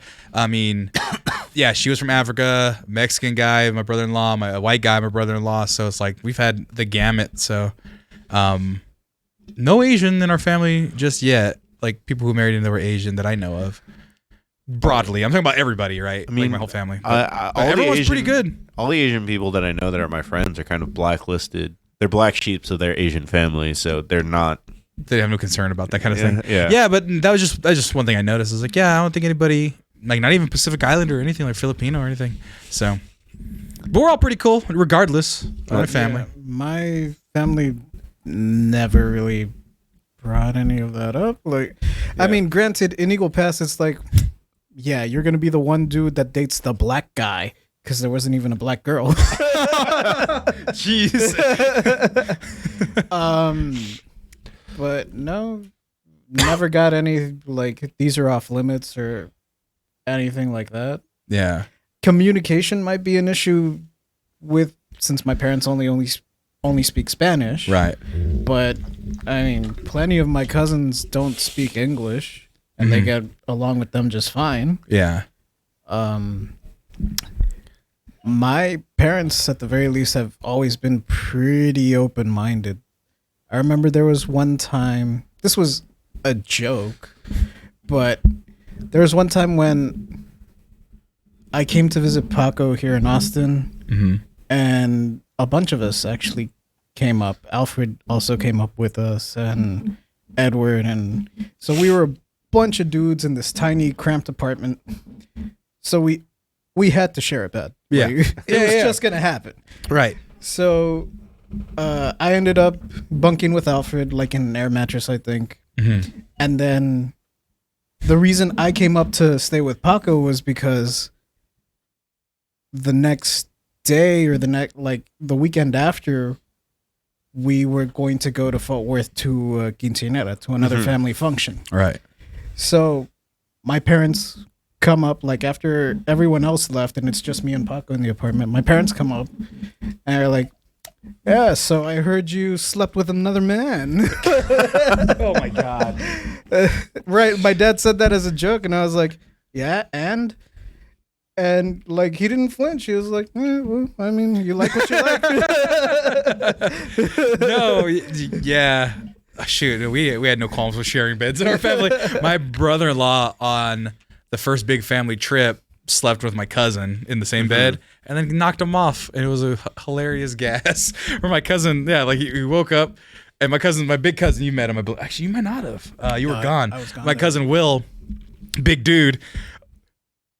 Doom, doom, doom, because he hits his head on the side table, hits the ground. I'm sleeping on the floor, head to head with another, my cousin's boyfriend at the time. And someone was like, what happened? And we're like, Todd kicked Gerg off the bed. but yeah, it was 2-2. Actually, no, my brother, bastard, he kicked me off the bed so he could have the bed to himself. I wasn't supposed to be on the floor, but that's just seniority. Fucking stupid shit. Comments are filled with all sorts of gold right now. In our Hispanic community, if you dated a white person, it would make you feel like you were rich, kind of thing. Like right. That's for sure. Asian dudes rate low. Speaking from my experience, that sucks. And then in Tino Chia, I feel like if anything, my parents would prefer I dated a woman. Oh, because of the gay joke that was made earlier. Right. No, but like I guess I think she was like, I hope my parents just didn't want me to bring home felons. Like that was her. So Yeah, no, they didn't care. I don't think they care. I think they they don't care. But if they have any apprehensions, they shut the fuck up about it. If they had any apprehensions, but I really don't think they would care. I forgot what, because I see my family so rare. So this was some family reunion where everybody was drunk, and we have like a star athlete that's playing UT for baseball. UT baseball. I don't even know the dude's name because I'm not close to my family. But everyone was just giving him shit because he was dating a black chick, and it was just kind of like, who cares? Like, really? Yeah, like who gives a fuck? Yeah, that shouldn't be an issue. But do we have any other bigger topics? Well, I mean, I was gonna stick on the family thing, and then somebody brought it up. I forgot who, so we're just gonna follow it. What was like? Oh, we just need to take a commercial break. Oh, you want to take a commercial break? Yeah, right we now? need to do that. That's all we need to do because we're in a good spot where we can pause, regroup, and then you guys can fill the chat with questions. And then I can do the ad that we must do and we're happy to do. Yeah, we're going to take a quick commercial break. If there's any questions that you have about dating in general, we'll answer them. Try to keep them like background related, not like future related. Like, oh, what's your ideal first date kind of thing. Yeah, we already got I do. I already got a relationship. You're figuring it out, and then you're figuring it out. So yeah, so just go ahead and ask away, and we'll be right back. We'll be right back. Welcome to the Manscaped ad. Did you know it's almost springtime, folks? Yeah, it was like 90 degrees yesterday here in Austin. It's probably getting warmer unless you're in LA where there's like a snow blast or whatever. But spring is just around the corner. And our friends at Manscaped, they know it's almost time for spring cleaning. And so they want to help get you nice and cleaned up, not just from the waist down and from the neck down and your chest and all your good bits and stuff like that. They already took care of that with the Lawnmower 4.0, but we're talking about your face. We told you this entire month.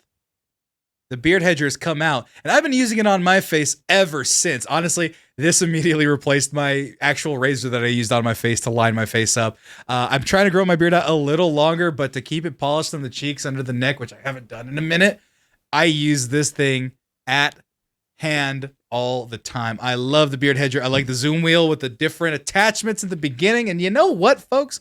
You can get yourself an entire kit. If you go to manscaped.com, there is an entire all new beard grooming kit. I'm going to pull it up for you because I love it so much.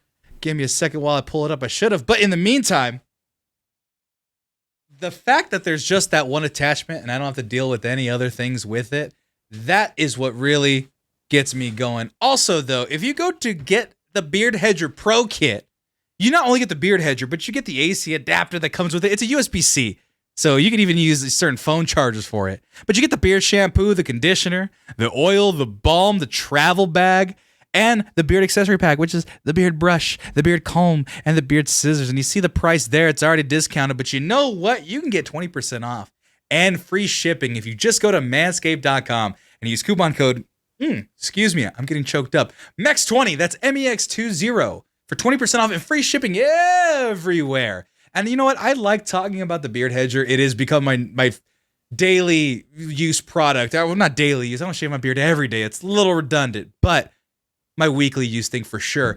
But the daily use thing, and I've been using it so much. This is even part of the ad read. I just really like it. Let me see if I can find it. Where did it go? It is not even their most expensive thing. I'm not even trying to get you on that. It's the Shears 2.0. I literally use every single one of these tools a day, whether it be the tweezers, the nail clippers, the nail scissors, or the file. I keep my cuticles nice and shapely and clean. And I wish I had it close by. It's in my bathroom right now, and then JJ's peeing. But my case on it is all disheveled because of the use. So if you use coupon code MEX20, you can get 20% off and free shipping all over the place. It's fantastic.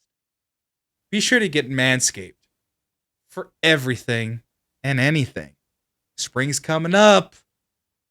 Get yourself the gift of Manscaped. Give me the gift of Manscaped. Send me something. Why not?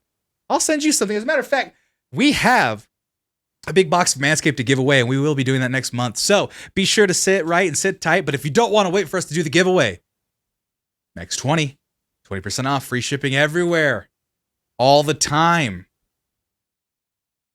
Thank you. Go buy it. Buy now. No, seriously, go buy it. Go. Why are you still here? Look at my beard. Look how nice my beard looks. It's wonderful. You could have this too. The beard hedger. Oh yeah, we're gonna keep going. I'm kidding. Thank you for watching. Mex20, manscaped.com. Your balls will thank you, and your face will too. Estar contigo. Tú eres como el agua clara que llueve del cielo.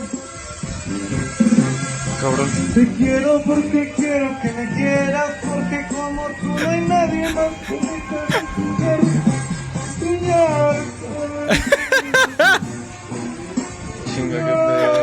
Oh no! Keep going. Keep it rolling. He keeps trying to sing through the pain. Keep it rolling. Tranquilo, güey. Tranquilo, güey, tranquilo. Todos mis deseos en cuestión de acción.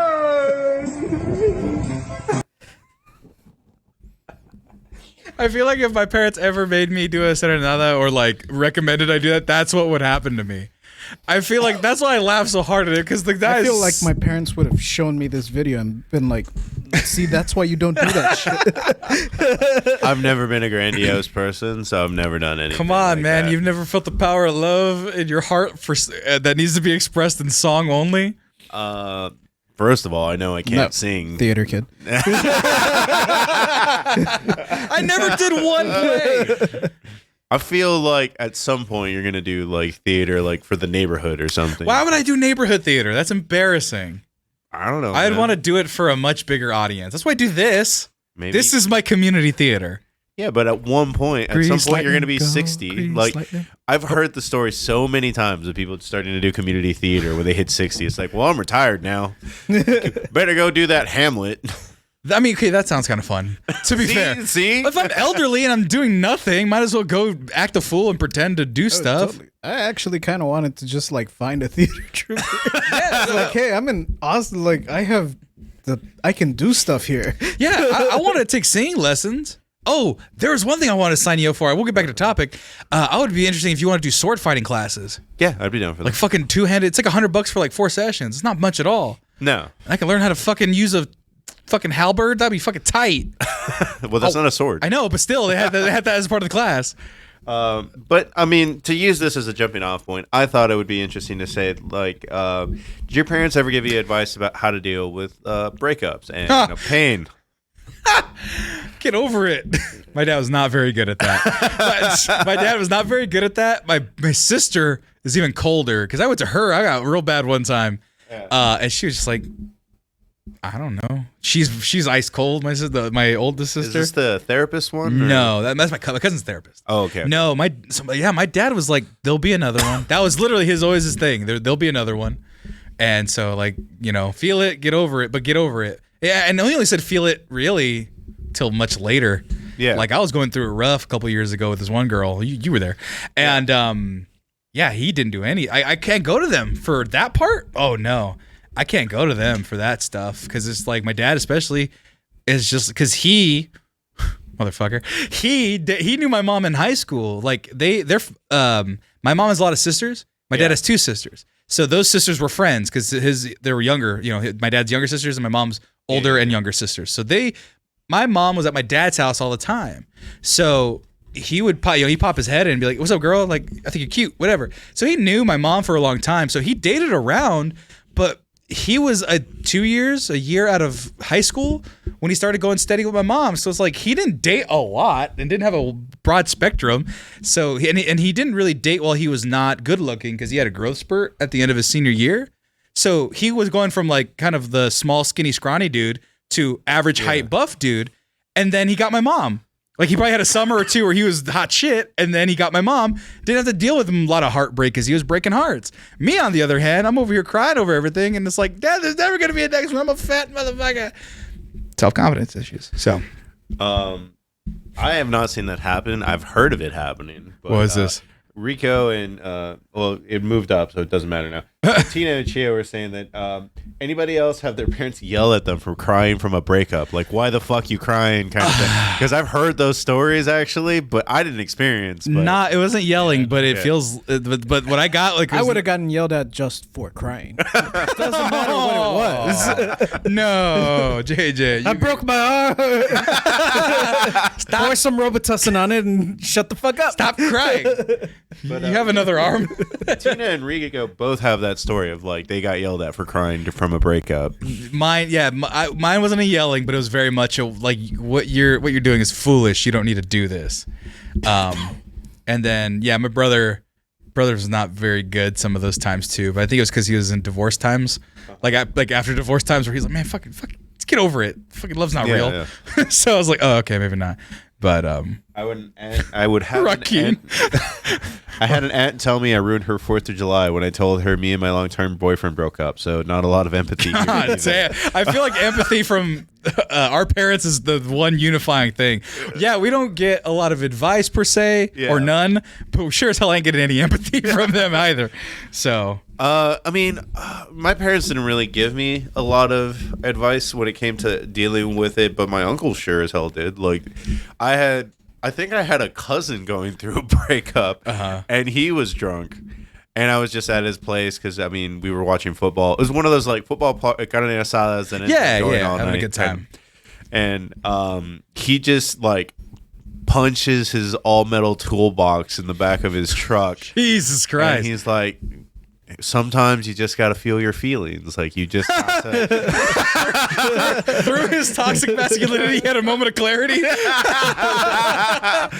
He's like, I didn't hurt anybody. I hurt myself. And that's okay. Never hurt anybody with what you're feeling. Right. So not good. Right, yeah. like he didn't hurt anybody, but if you're a wall puncher or putting holes in walls, that's not a good way to deal with it. That's why he punched the all-metal toolbox. Okay, bro. Yeah. No, but that's what I'm saying, though. Like, ideally, you don't punch anything, but he got the lesson and didn't hurt anybody. I'll take it. Right. And nothing inside was broken. Because it's all steel. Maybe a couple fractured knuckles, but... It's okay to break outside things. You chop down trees all the time. It's not okay to break inside things. There you go. Yeah, actually, that's... You know what? That's a solid piece of advice. If someone's breaking too many things, just leave them, though, for sure. Hold on. What is it? My mom told me stop crying. She didn't even know how to cook. Me, but I loved her. Oh, I love that about her specifically. She let me cook. No. I got yelled at for getting back together with an ex. That makes more sense, though. If they're not good for that, Huh? I never got in trouble for that one, but yeah, I didn't get that one. I never did. I never got back with. I never told my parents anything about them, so they never really had an opinion about the base. Right. Yeah. Besides base level personality. My parents didn't find out I was dating someone until I was like, we need to pick up someone on the way to the band dance. Yeah, I've only mentioned 3 of them, and they've only met one. This last one. Yeah. So it's like, and the first one they would have, it's just timing, and then we broke up. The second one, I was like, I got too far into it. I was like, yeah, I don't want you to meet them. You're not going to be here forever. And then the third one was like, oh, yeah, you're right there. Might as well. Let's do it. And you're really cool. So, like, they, like, if I were to get, I don't know, they wouldn't care. They're like, they'd be like, it's your business, and then just kind of step away. As long as you're happy. But, yeah, no, breakups, I'm awful at them. I don't think anyone's really good at them. Someone had a good question, though. Did you ever have a friend who took a breakup disproportionately hard? That was some of that. What would define disproportionately hard? They were together for 6 months and they couldn't eat for a year or something like that. That's too bad. Like they took it to the umpteenth level. Because I never did that. Mine I feel is proportional. Freak out over people they've never dated. Like that's the kind of a sad fact about it. I think I was there. How dare Britney Spears be married and have? I've been jealous. Like girls that I liked got boyfriends or whatever. I think I've been there. I'm there. Yeah, I've been there. Where it's like I like that. Here's girl. a weird bad thing about it. It's because I lived in a small town and then I had a smaller sub circle. Like, and this was something that I was actually gonna ask earlier. Was what was your first kiss? My first kiss, like 2 girls kissed everyone in my first group of friends. Like Bianca or Dora, most people kissed one of them, and that was their first kiss. Who was your first? Dora. Did she wear cool boots? No, I'm kidding. That was Boots is the name of the monkey. Damn it! I messed that joke up. That's a fucking stupid joke. I was saying, how was her Like, I pink think shirt? JJ's is Bianca. please let it be. What kind of kiss we talking about? Just Peck. on the lips. Peck counts. Peck counts, not Bianca. Nice. But with tongue, Bianca? Nice. I never kissed Bianca, so ha. Me either. No. Dude, No, Bianca had a thing for me. But no, No. My first kiss was in the first week of college. Swear.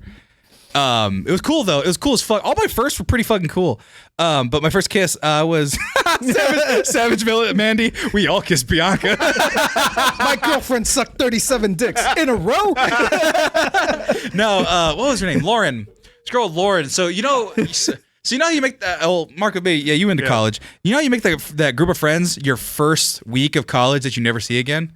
Where you're like, you go to orientation. They were you guys, Christian weirdos. I never. Yeah. Yeah. So mine was, one of them was like a theater kid. One of them was whatever. But Lauren, she was in this group or whatever. I didn't even know, like, in the dorms. And we were having a good time in my move because I'm college Sammy now. I was like, I'm going to lift girls, whatever. I was that asshole. I'm sorry, college friends.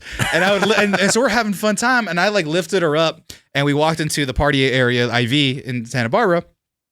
And yes, my first kiss was in college. And I was holding her like princess style, just walking big. She's a little skinny, scrawny white girl. And I looked over at her and we just locked eyes and then we kissed. And then I was like, oh God, that was kind of dope. And then I put her down and then we had adventures. Cut to 4 years later, I'm working out at the gym. She's at the desk and she goes, you're Sam, right? I go, yeah, you're Lauren, right? Like, and I was like, did she remember the kiss? And she goes, no. Or I didn't ask her, but she was like, yeah. I go, how do you remember me? She goes, Boomers rise up. Oh yeah, no, I didn't lose my virginity until I was 21. I told that on the air. She goes, no, our first week of college, you carried me. She remembered the carry. I remember the kiss. Maybe she remembered the kiss, but just had the couth to not mention it. But like, we remembered each other, and I was like, that's really nice. And then I went and worked out, and I think we're Facebook friends now. And I don't think she has Facebook anymore. But like, yeah, it was really cool. And then. Yeah, I didn't kiss many people. I did though. I kissed around. My first question marks kiss that was like a peck was actually Nadia.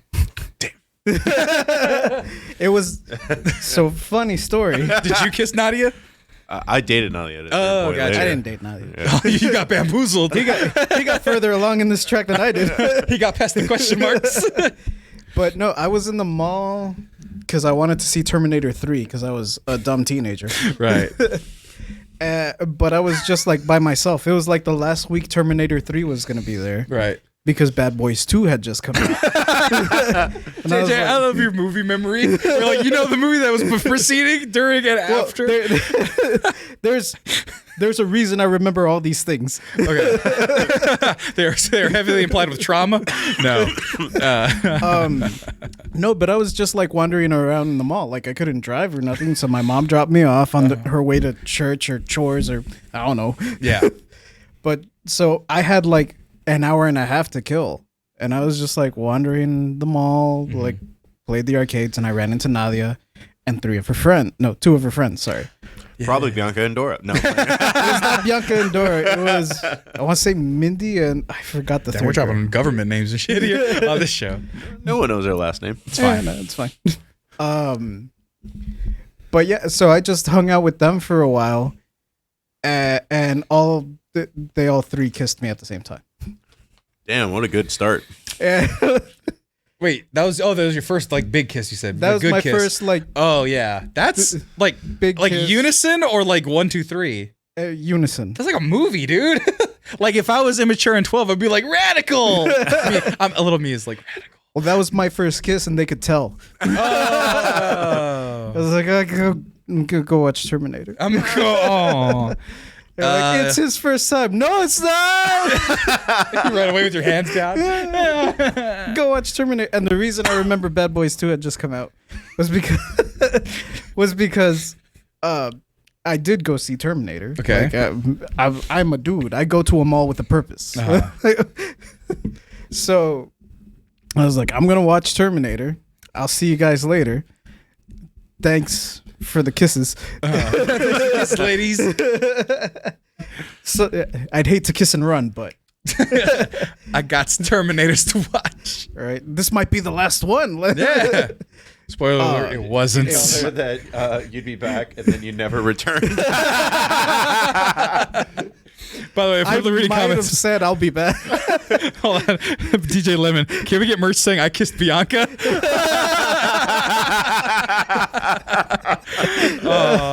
Yes, so we'll work on it.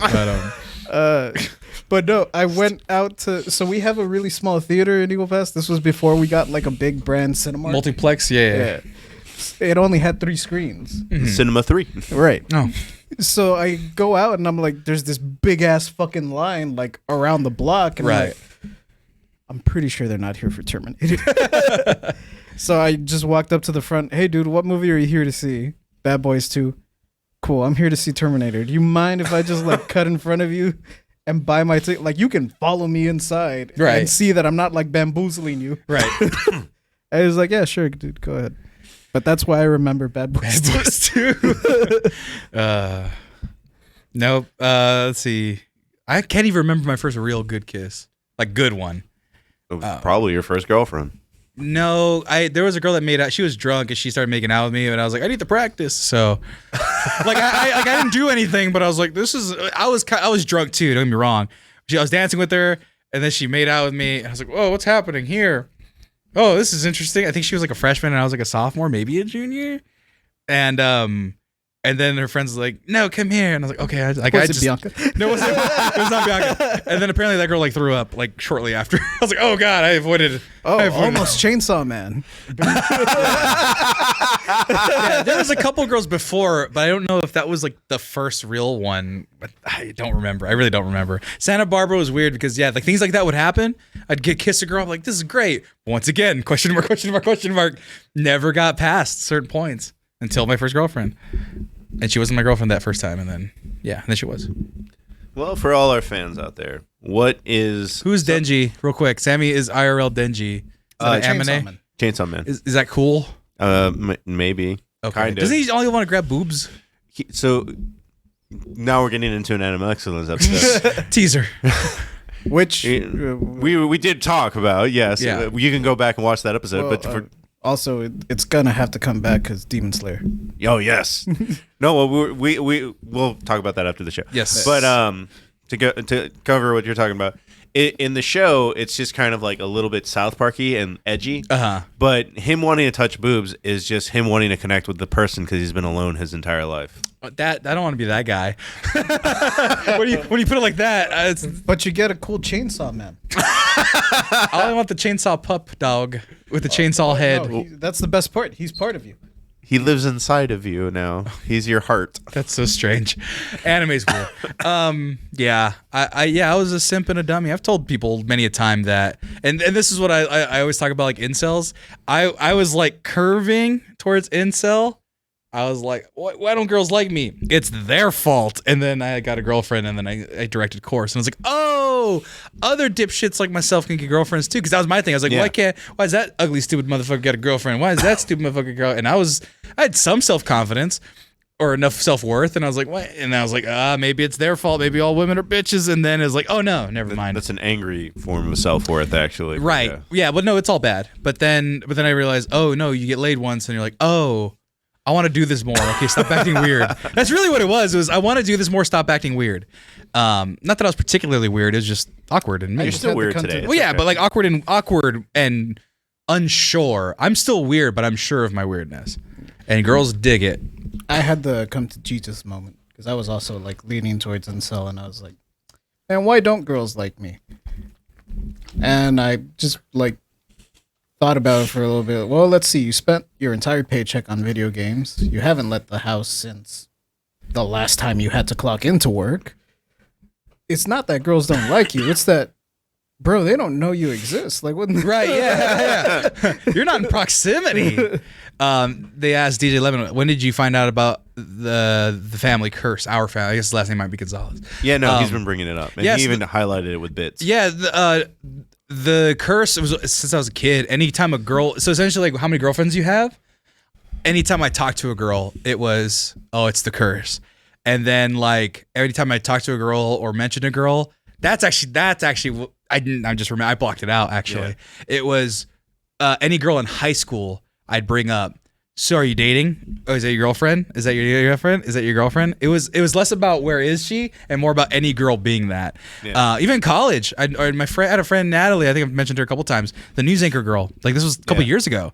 She's attractive and she's on the news, and I pointed her out one time so they knew what she looked like.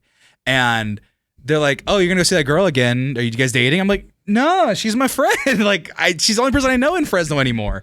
And she's since moved, but like.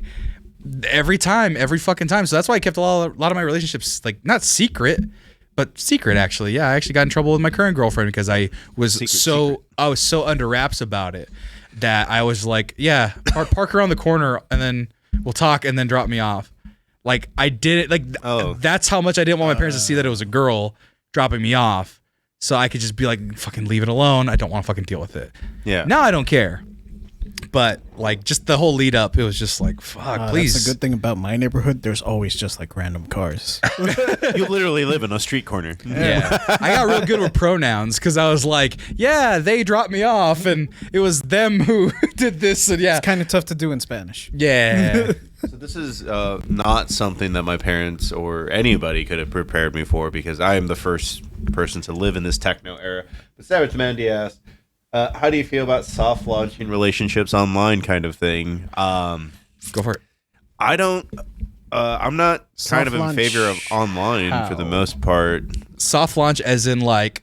You would change your status online, I guess? No, soft launch is a vague... First it starts like a vague picture. So like, I know one girl that's doing this right now. A real attractive girl I follow from college. And she goes hiking. She takes a lot of thoughty pictures. But then like occasionally there'll be 2 beer cans on a hilltop. And it's like...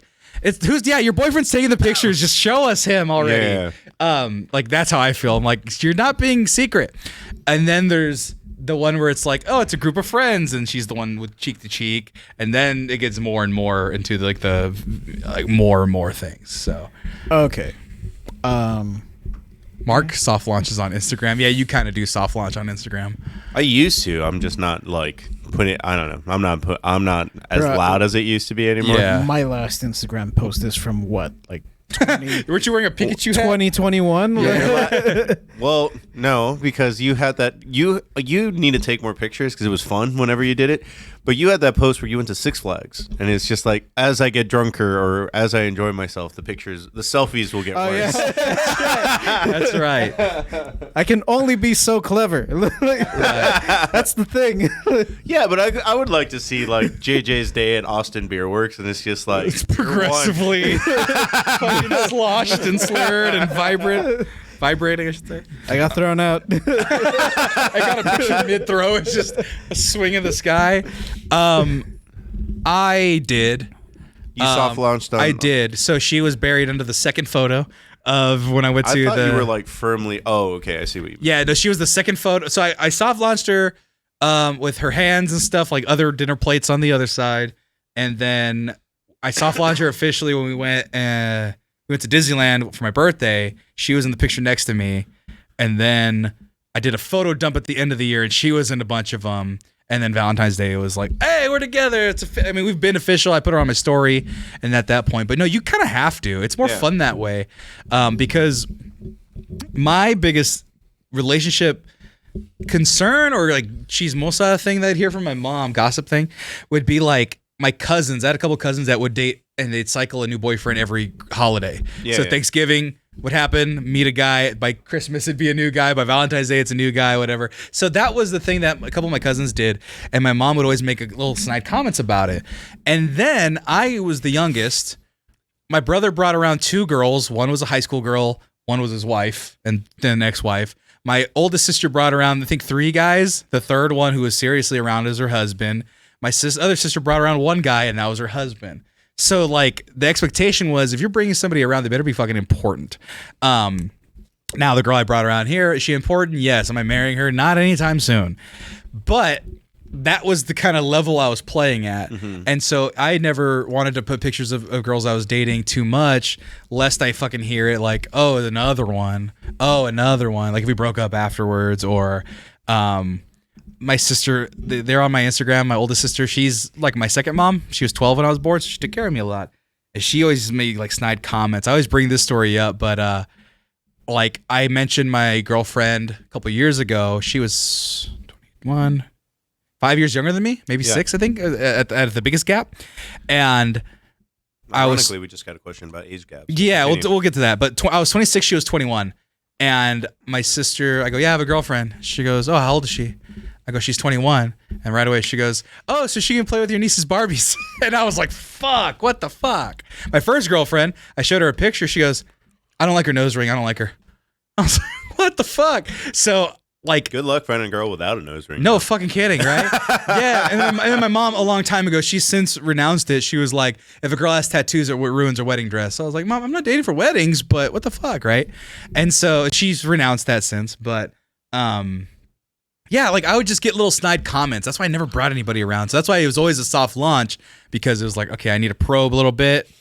Okay, a little bit here, a little bit there. Well, it's and kind that's of funny it. that we did get a definition of what's a hard launch versus a soft launch. Where a hard launch is legit changing your like Facebook status and stuff like that. Yeah, and it's like I know dudes that are married that never change their Facebook status. Yeah, I'm not, just because it was like.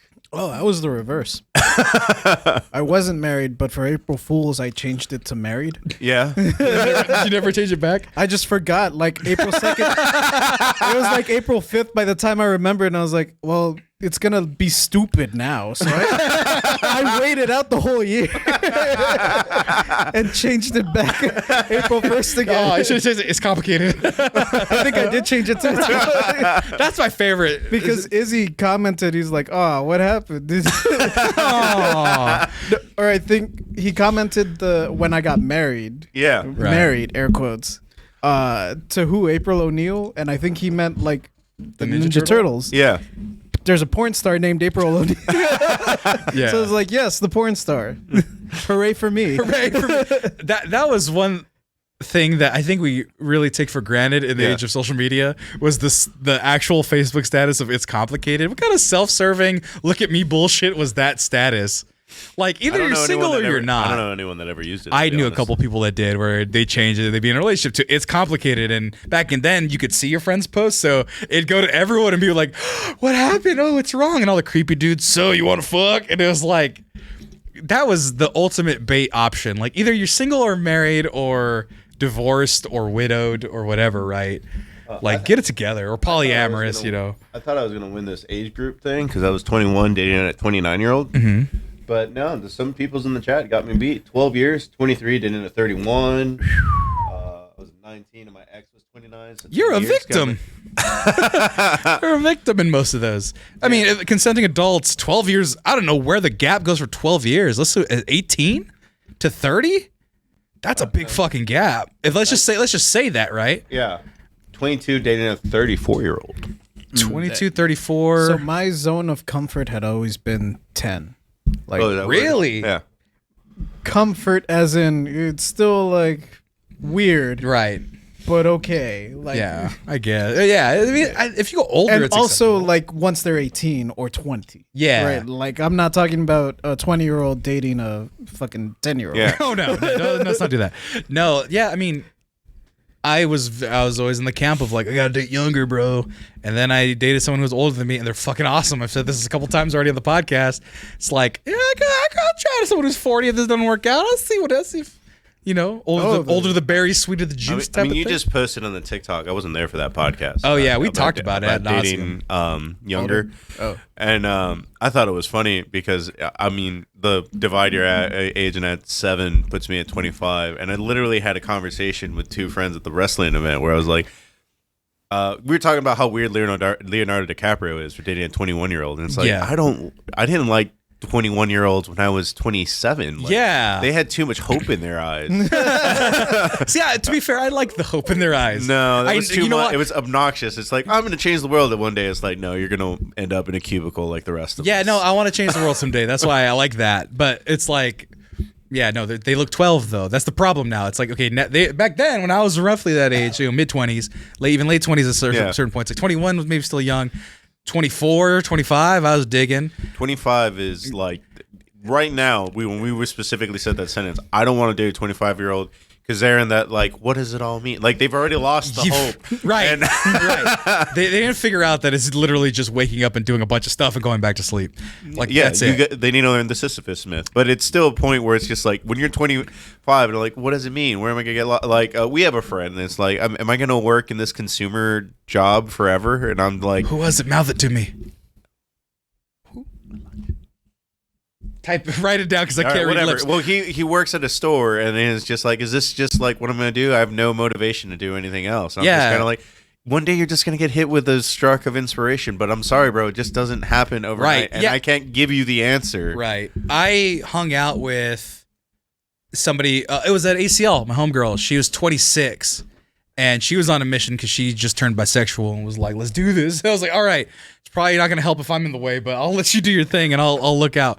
But I was like, she's like, "Oh, you're 26." I go, "Man, you're young." She goes, "No, I'm not." And I was like, "If you have to say no, you're not. you're too young."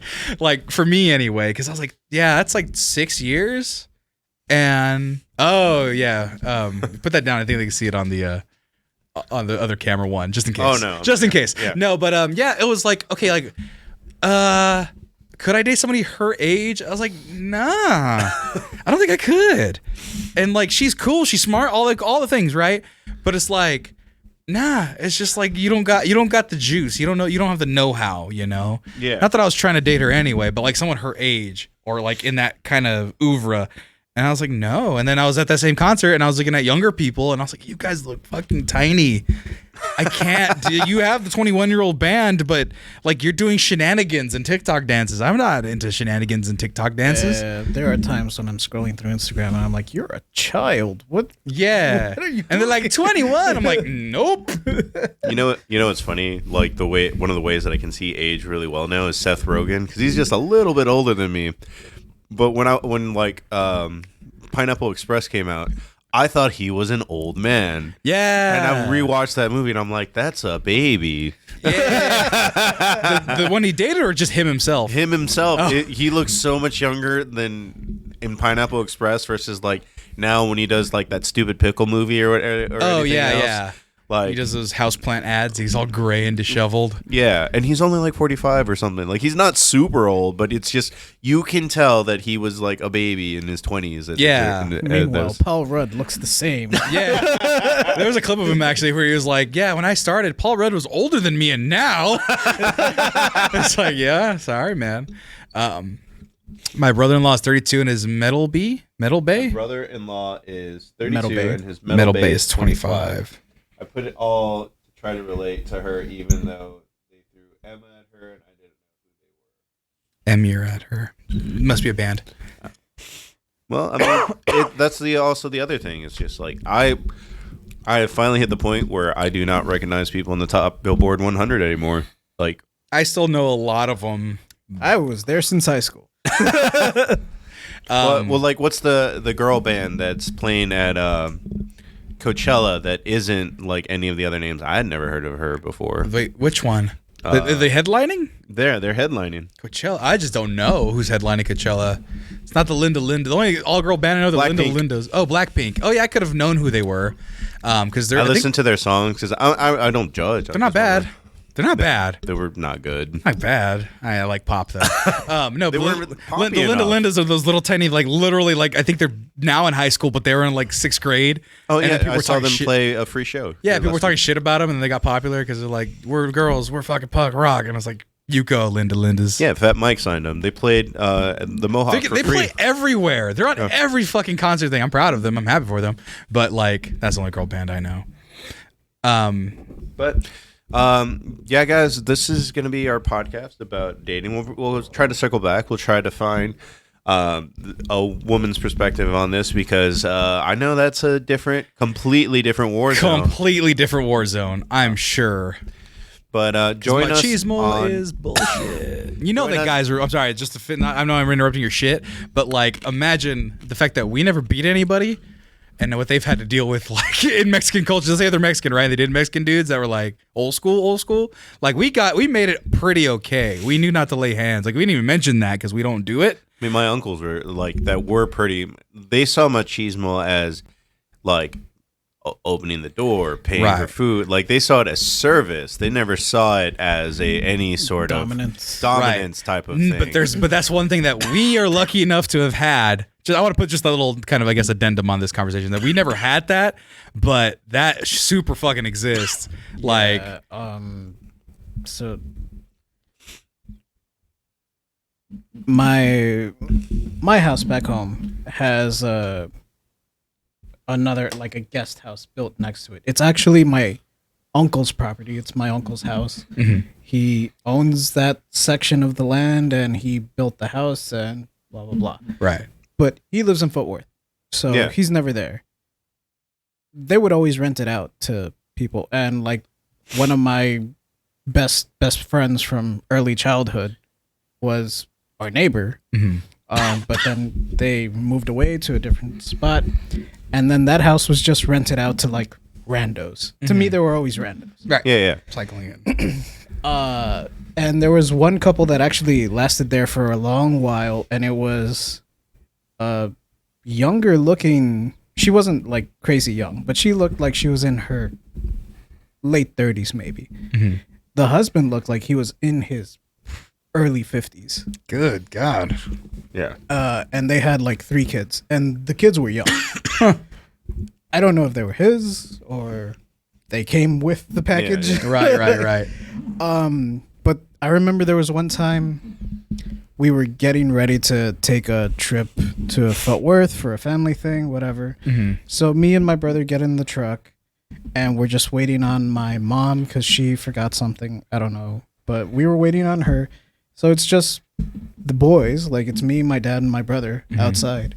And a couple next doors arguing. Usual. We're kind of used to it by now. They're always fighting. Yeah. But it got to the point where the old man swung. Oh, crap. My dad was there, and I really like the way he handled it. Yeah. Right. Because he didn't get violent. He just went like, hey, you don't do that here. And then the old dude was like, oh, I'm sorry, Chewy. Like, won't happen again. And yeah, like This never happened again. it legitimately never did. Like, that dude changed after that. I don't think nobody ever sold him anything, Like, told him anything. Like, hey, don't do it that way. So I remember him being like a borderline alcoholic. He would always have like that brown paper bag with something. Yeah. But after that happened, I noticed that there were fewer and fewer, and the kids weren't like, there wasn't as much chaos on that side of the. They learned a big lesson that day. But yeah, like my dad never like puffed up his chest or anything. He just told him like, hey, dude, like that shit don't fly here. It's like Cosgrove and what was it? Hey. What's it? Cut it out. Freakazoid, yeah. Hey, cut it out. Real quick, last thing. Fook sending excellence from good old Watts. Sorry, I had to do it. It's okay. Southern California. It's a California love. West Side. Till we die. Okay. That's the theme song. I have it right here. I was just going to say one thing real quick before that. Yeah, thank you for coming out. Joining us next Tuesday at 8:15. We're going to be reviewing Cocaine Bear and Ant-Man. That's right. It is Tuesday. Yeah, it is Tuesday. Groovy.